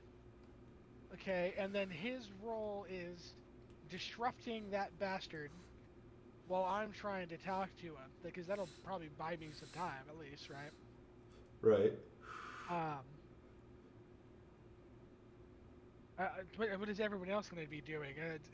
Do we have magic that will do something without being obvious? Yeah, we could try breaking a philosopher's stone on his head. Seems a little one note at this point, Lucius. It seems a little one note. I mean, that's what I got, man. Couldn't we use a philosopher's stone to teleport him into lava? Like literally anywhere? Oh, like are you thinking to separate him? I mean, into the sun. Does he have a specific source of protection what's the specific source of his protection? Will this source defend him from the sun? There's a city that he went to and got. Okay, so Demetrius will share some. Demetrius is hanging out with y'all, and he's like, we research how to cure immortality. He was blessed by Felwyn to suffer no harm. Worldly weapons cannot cut or bruise him. Diseases do not sicken him, nor do poisons. He has gone weeks without food or drink, and seemingly can hold his breath for ages. He also suffers no harm from extreme environments. He still couldn't get out of the sun. I mean, it's a pretty extreme environment. He is still vulnerable to things that do not directly harm him. Not of this world. Could we maybe? Can't we just go to another plane of existence and get something from theirs and I was gonna come on back here and stab him? That sounds like a whole other adventure, bud. He just gave us the solution. I mean, he isn't immune to things that don't directly harm him. So I would assume that any sort of just blanket effect. Oh, I think I see what you're saying. Yeah, we just have to use that hideous laughter or the bardic insult. Boom. Just fucking hit him with Make make fun of him. yeah, just make fun of him. Make fun of him until he gives up. That shit sounds funny. He is immune to psychic damage, so it won't like. So I'll give you a good example. It would be like what just happened with the Sphinx when he used the lance. The lance didn't no damage to him, but the other effect of incapacitating him, Did work. it did work. So that lance potentially would work on Aslan as well, Oh, interesting. and other magic of that sort. But not if it does damage. If anywhere in it says damage, he's invulnerable to that. What if we just go see your old friend Aslan and you gift him a nice shield that is not at all cursed? Hey, bro, I could use do this that- I shield. could definitely make something like that. I could definitely make something We like have that. it! Oh yeah, Yeah, that's we right. I don't have even have to two make it. cursed Yeah, that's items right. That's right true. now. That's true. Yep, you're right. We already have that. I can make a couple of. I can make him a couple of tweaks though. I don't think Make that it went way through a more bit. cursed. Make That the just makes explosion him go big. more. That just adds undead as a template to his. He just But then becomes he's a not revenant. living anymore. He's not living anymore, and he was blessed to live forever. This How sounds about like a we ask weird your boy- paradox okay, of why don't we divine energy consult- that might result in a divine Why don't explosion. we Who knows? I like pray? it. We pray to Horus for an otherworldly weapon. No worldly means can kill him, and we just didn't we just establish you're cool with Horus now, True. and You're and what's your god, right? you're Like, your applying god can't logic give you a backwards. He said no worldly weapon can kill him. He did not say unworldly weapons can kill him. so nothing can kill him is what you're saying. Well, I'm uh, saying very like in the game of Weapons- magic. In the weapons game of general- magic, when I weapons say in general can't yeah, kill him. when I say that he's indestructible, you can't just be like, what if I Okay. ring of whatever this weapon from outside the exile game? him. No, Applying Magic the Gathering logic Yeah, onto you this right exile now. him. It's a slippery slope. yeah, I'm just exile the dude. You put him in Yeah. a cage. Exactly. You trap him in a box and put him in the middle of the ocean. You Yep. fucking encase him in earth and trap him in a volcano. We Yeah, fucking that's good. build a That's big hole in the That's good. desert, and then That's when we good. click, That's a good. big These thing are good opens up and he ideas. falls into it. and then Somebody we writing close this it up down. under Somebody him. write this down. That was all good. Okay. Yeah. Yeah. And then we can fight him in our next campaign. Is that what Exactly. Yeah. Yeah. Right now, but And then Beldrick frees him, and he becomes Beldrick's best buddy. no, yeah. that's their problem. That's their problem. Our problem right now is getting the kingdom. Next character's problem. All right, I don't give a shit about those guys right now. I give a shit about our kingdom.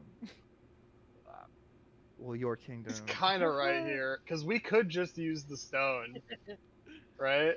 We could just use the stone to send him to, like, the abyss. How big is this guy? Oh, I have a fun idea. He's a normal Leonin. He's just He's a a normal guy. person. What if I tell him that he cannot be the true king until he takes Horus's test, and then send him to the spirit trial I went through? What if he passes the test? Yeah, he Black Panthers your ass. We both passed that. Well, then we're right back where we started. You both have to fight at the end. No, there's mean- a ton of adamantine in that fucking Sphinx. We just go grab a bunch of that, and make a big box, put them in it. Honestly, and for Think it- real, I Bad. think Bobby's Talk no Jutsu idea is the most reasonable idea. Yeah. I like Talk No Jutsu Because- too. Because not only do we lose an enemy, but we gain an ally. And Yeah. he's got, like, Dresdis has, like, all the fucking, like, actual right to stand here. Like, Yeah. legit has the OG crown, has the blessing of Horus, which I'm sure Horus would be willing to demonstrate, right? Like, I don't see a scenario. And this guy Where- used to be my best friend. Yeah, I don't see a scenario where, I mean, I guess Bobby could fucking fail a bunch of speech checks, but I mean, Bardic Inspiration, whatever. I also have Yeah, we'll make it work. 16 charisma. Oh yeah, he's a charisma class. But that's super meta. I wasn't trying to go there. But I mean, yeah. Well, I'm definitely not going to make the final battle about charisma checks. I mean, I'll throw them in there, but I'm never going to be like, you guys win or lose because Bobby failed his right. charisma check. It's really more about what Bobby says than what Dresdis says. If Bobby says it good, I just say that charisma check is passed. True. I think that I think we go with the Takujitsu plan, but we have Somebody be more backup. specific We have- about what that means. It means he's gonna talk him into being our ally. It's a Yeah. Oh, Naruto okay. joke. Okay. While he fights him, he's going to talk to him until he becomes friends. Yeah, Gotcha. and we should have a backup plan where we drop him into like an adamantite box that then teleports. Yeah, into the that abyss or seems like a something. much more secure idea to me. So maybe Raph and Lucius are on the adamant box. We have invisible captain with me in the arena, and maybe Geo is like trying to find a chance to fucking knock him unconscious with that psychic fucking bullshit fire. It's not a bad idea. Right? I And could also- that gives all of us like a thing to be trying to do, right? I started this campaign with Move Earth. I meant to end a campaign. Crazy how this campaign's gonna end with all of us dying. It could be. They I'm tend not to gonna do worry. that. I'm not gonna worry about the adamantine, man. Justice. I mean, unless we have a way. It doesn't need to be adamantine because he's just a normal person. He's strong and shit. Right. But Right. Oh, Yeah. So he doesn't have like super strength. no. Okay, well then fuck it. Yeah, we could just do like just a metal box. All right, Raph. You think you can make a big metal box? Yes, I think I can make a bigger box. It Alright, is sick. honestly beyond something that could be proposed of me. It's a little insulting that anyone would ask me to do it, but I can make it a special. I can make it a very good. We get to Why level can't I make 11 it a special? and we're So we like, make the oh, I box. know a guy who can make stuff. Let's make him make a It's box. hard for me to believe that we are here just at the box, but I guess yes, I will make it a box. We finally got Make here. the box look like a coffin. Okay. Well, now we're at okay. We can Dresdis, we can make the box look whatever you want. Yeah, You know, it's I'm like, I didn't make it a box. I'm if, here for you, me a porto. if Geo can incapacitate him the way he incapacitated that Sphinx, then I'll pretend that I knocked him out, and then get him in the fucking thing, and we'll just fucking take off. And I don't know what we're gonna do with him after that, but we'll figure out Throw him something. in the lake. Well, In what the we need middle is of the several. We need several tensors floating discs. Yes. We're Do you also guys gonna have a do good place to teleport him? this. And lots of warding spells. Like Yeah. Tristan's place? Teleportation's better. Oh, The Abyss? Oh, Oh you can shit, dog. teleport him to that We're gonna fucking trap un- him in a coffin and teleport him into the abyss. I mean, we'll never see him again. Great way to make another, like, definitely evil Beldrick. Bad enemy. guys. Yeah, I know, exactly. right?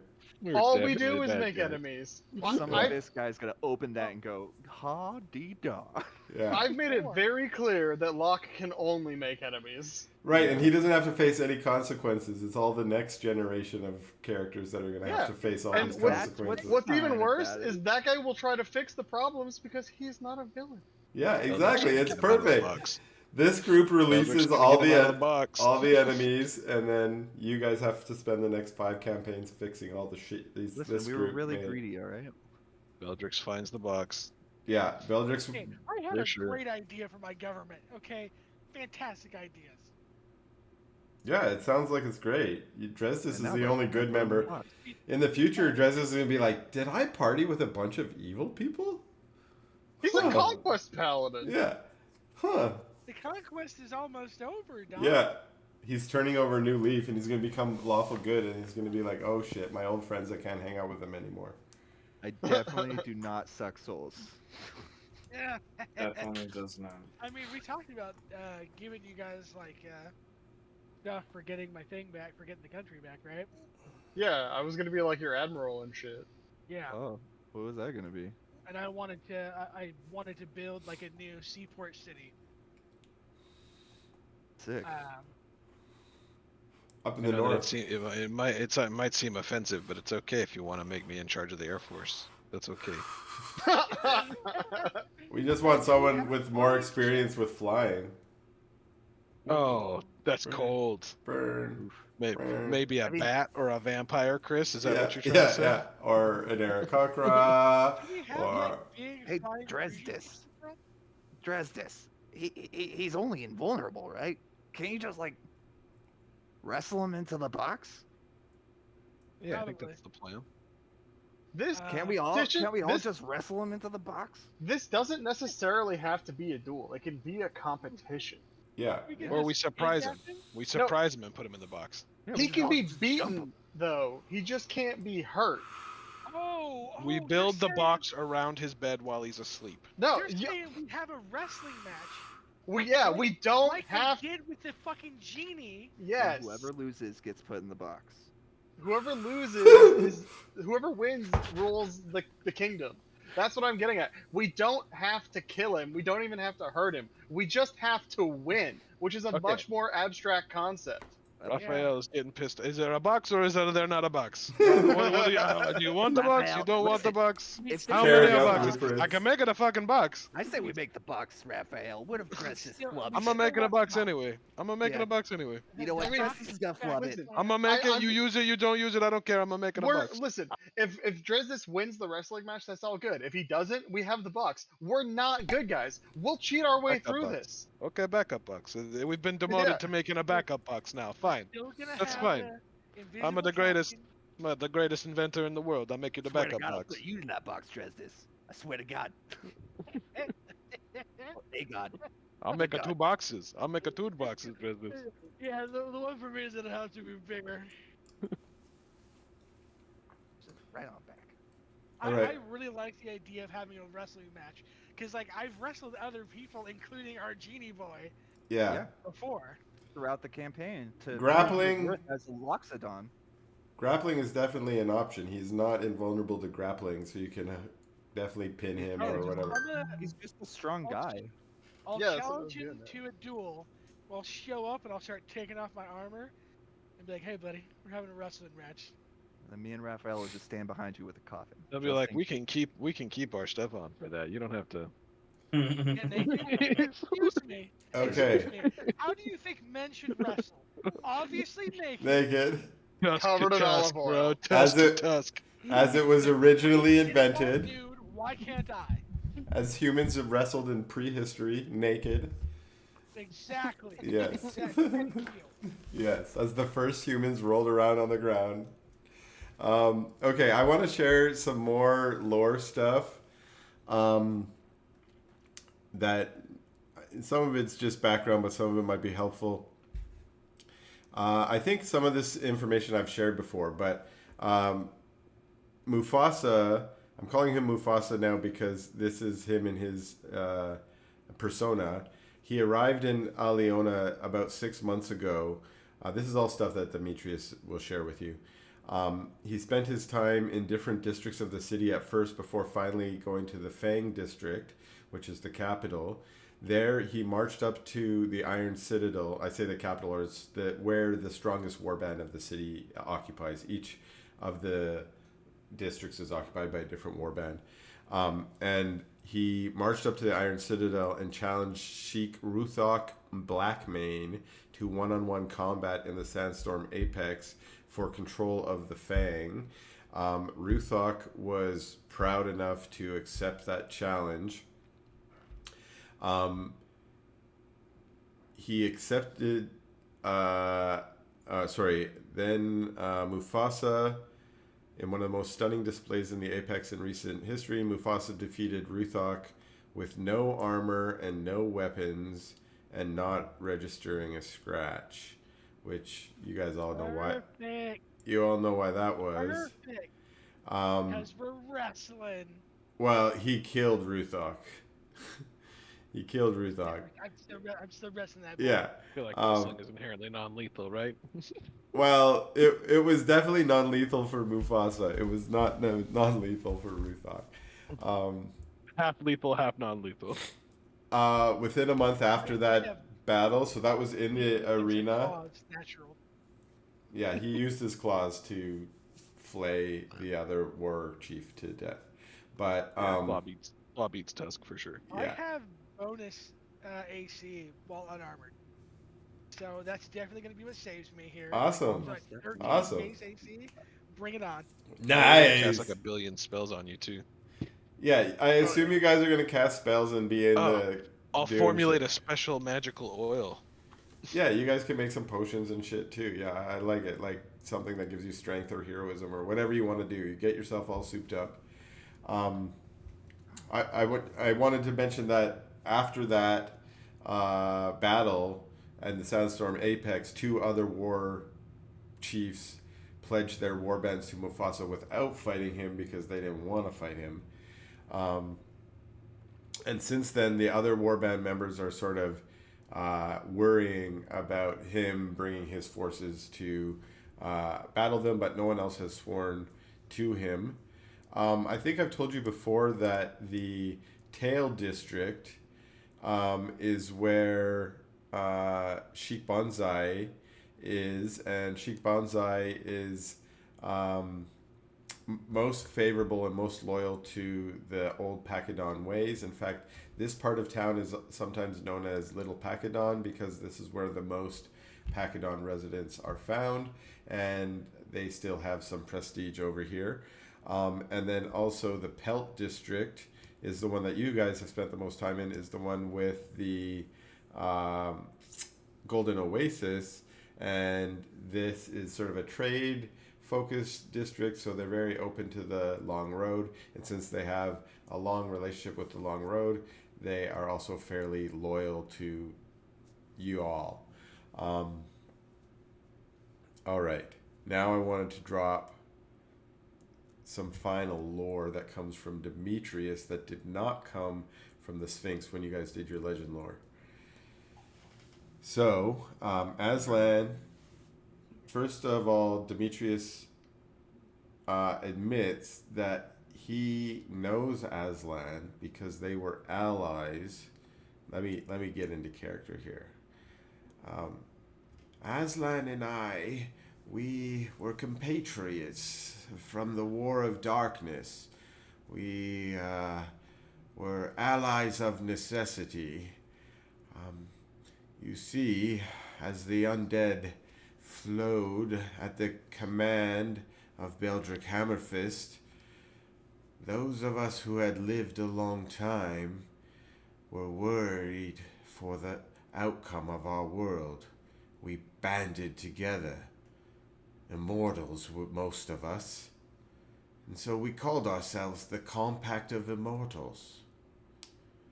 We were brought together by another one I think you have met. Her name is Quenthis Alzone. She was our leader of sorts, and she brought us together to defeat Beldrick. We each played our parts, you see. I brought ancient secrets from Pakidon. They were blended with modern arcane and technological expertise in the great city of Earshore. And together we created the Gilded Company, an army to rival the army of dead. But in this time, some were called on for different roles. Aslan, he volunteered his company, the Blazing Halberds, to stand in the way of the tide, to buy us time to complete our armies, so that the nations of Gurdan would not fall to the darkness that Aliona had. I see. So we were a sacrifice then. It is a For the greater good. unfortunate truth. After this, Aslan disappeared. We had feared he had died with the rest of you. But I know now that he spent many years in the north in Ulani before returning to Aliona, changed, different, and with A new desire, one of conquest. That fool.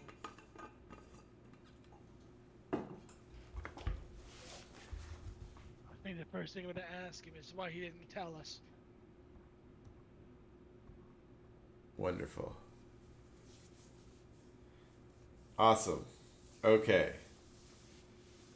Are we coming to a conclusion here today? Seems like it. Yeah. Yeah, I think so. Yep. Yeah.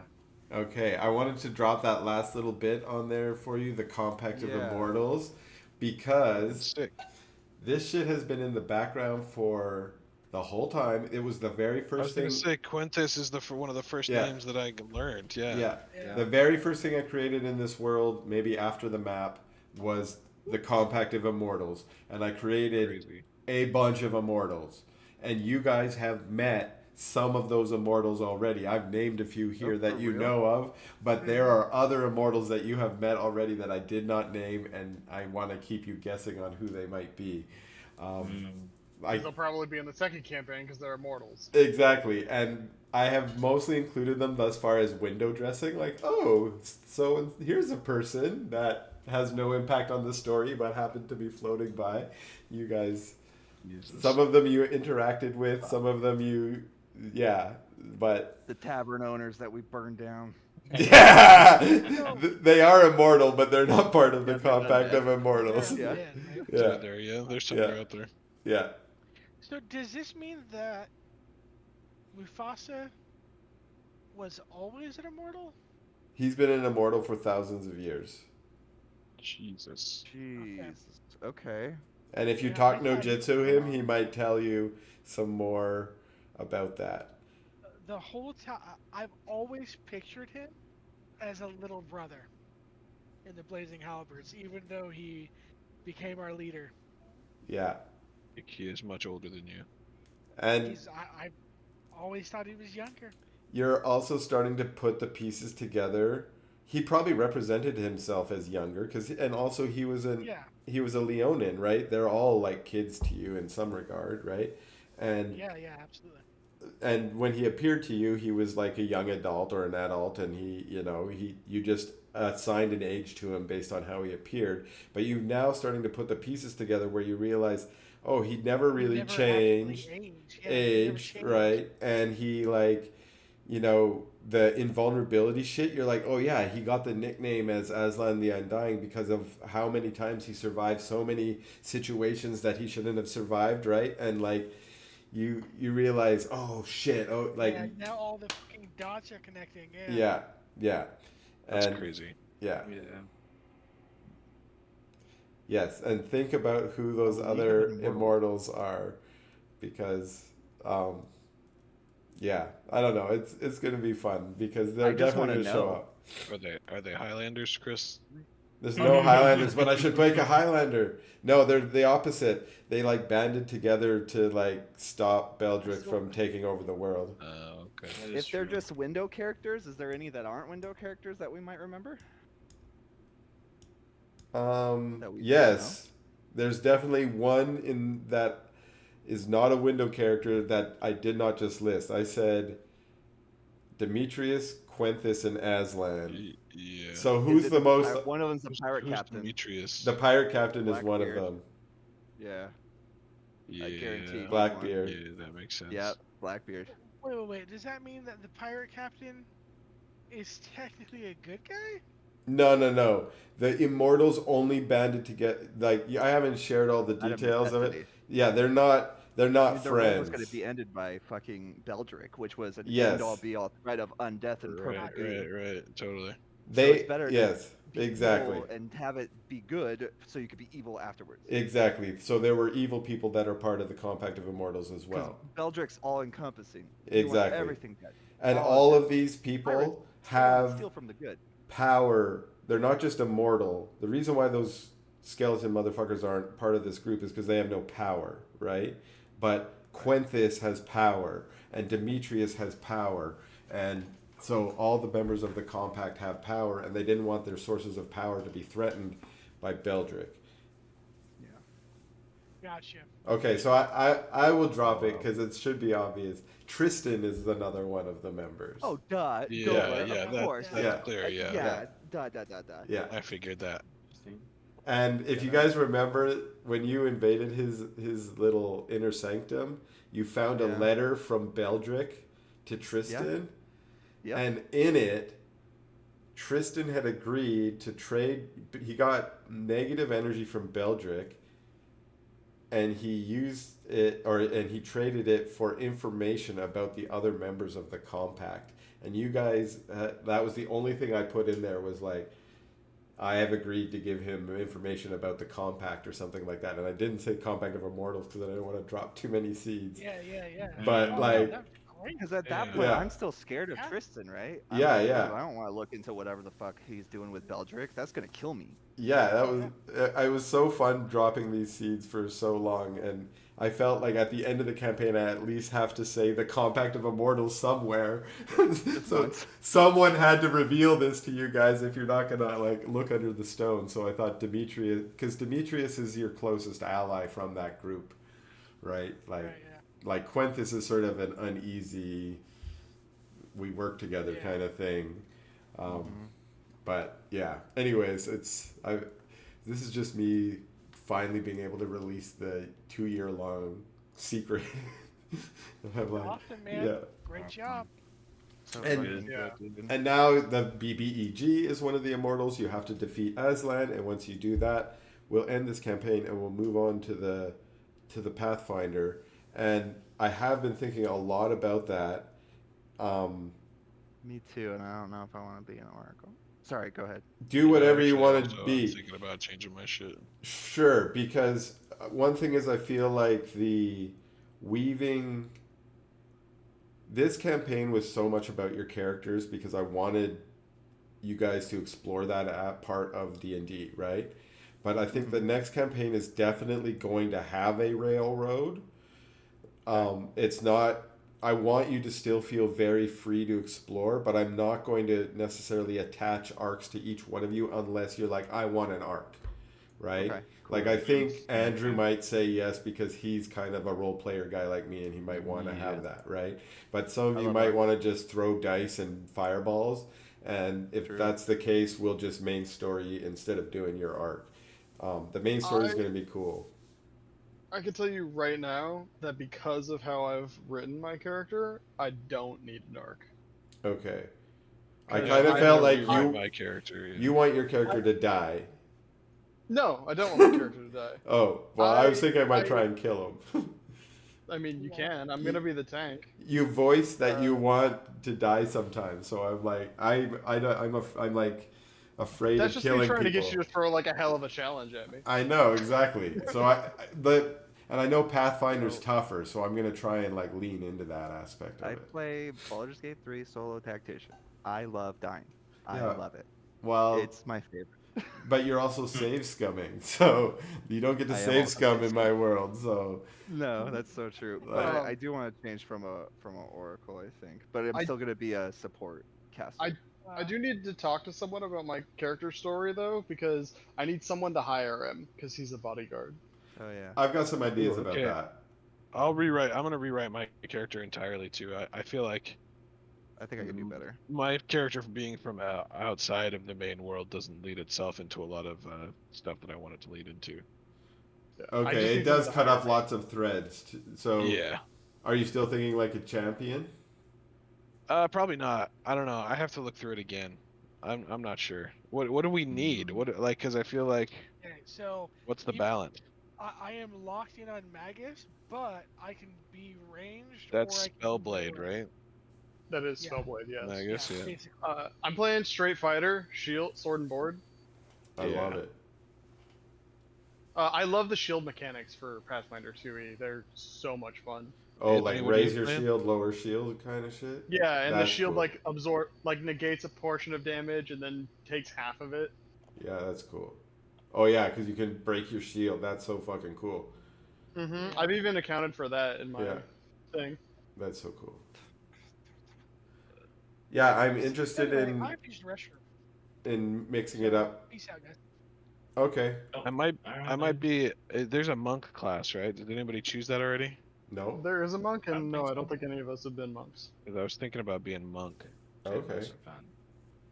Monk is cool.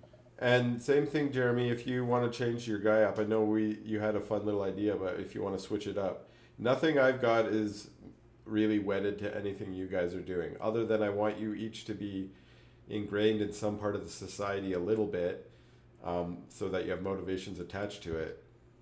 And please be good or Yeah. neutral leaning good. I am lawful Okay. neutral. Yeah, sounds good. It's kind of Oh, like a mercenary thing.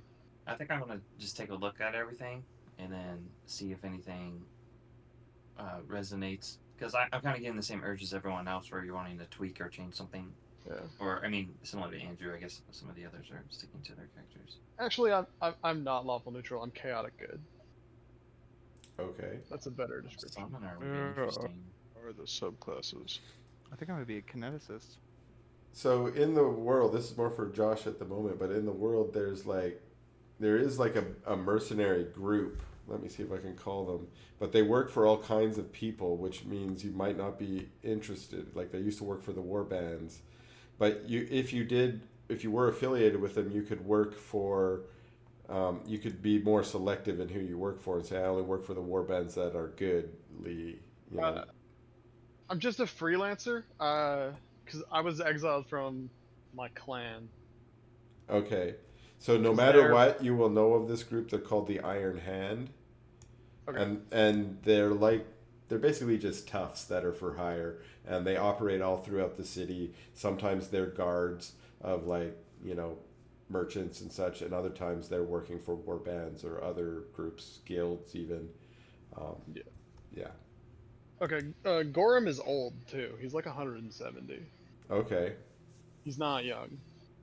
And you said you were exiled from your clan, Yeah, like my family. and for They're- what they're- crimes? They're not good. They're not good. Ah, okay. Yeah. Because I like that. It's like a self-imposed exile, really. just Okay. 'cause They're bad.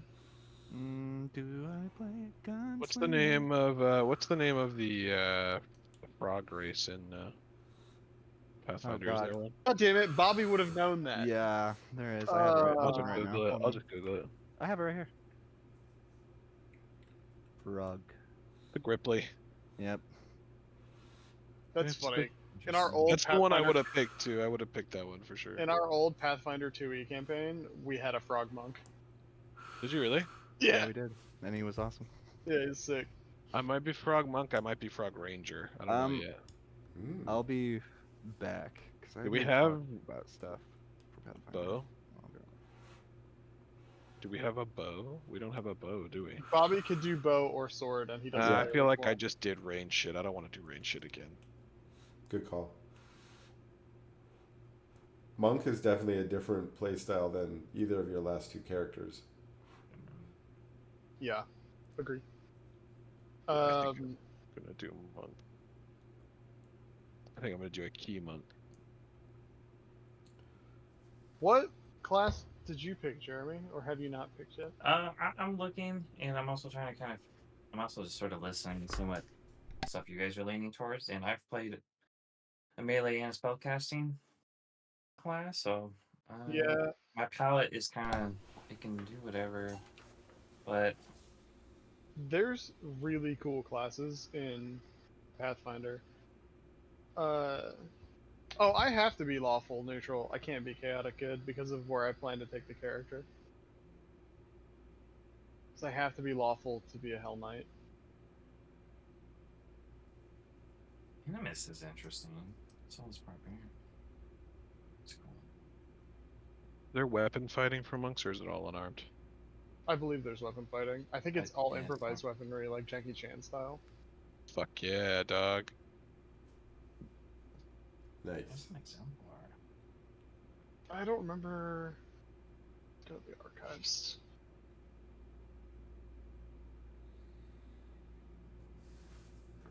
The archives of Memphis. 2E.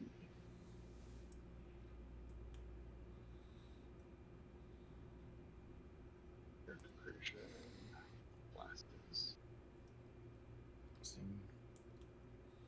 Swashbuckler is its own class in this.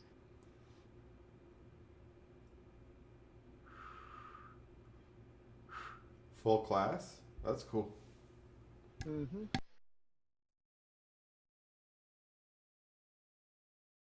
I'm just on the archives of Nethys.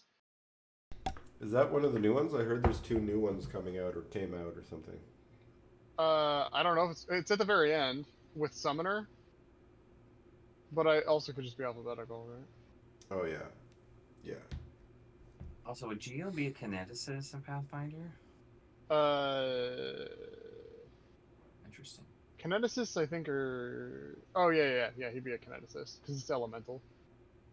Cool. You're kind of a cross between a kineticist and a summoner. Yeah, that's true. That's true. By the way, summoner, fucking awesome. Is it cool? I was kind of looking at it. Yeah, that was my first You- choice, but it was too similar to Raphael. You and your summon share an HP pool, and you also share a pool of actions, but your summon has some 2-action abilities that only cost 1 of your actions, so you can squeeze 4 actions out of your 3-action turn.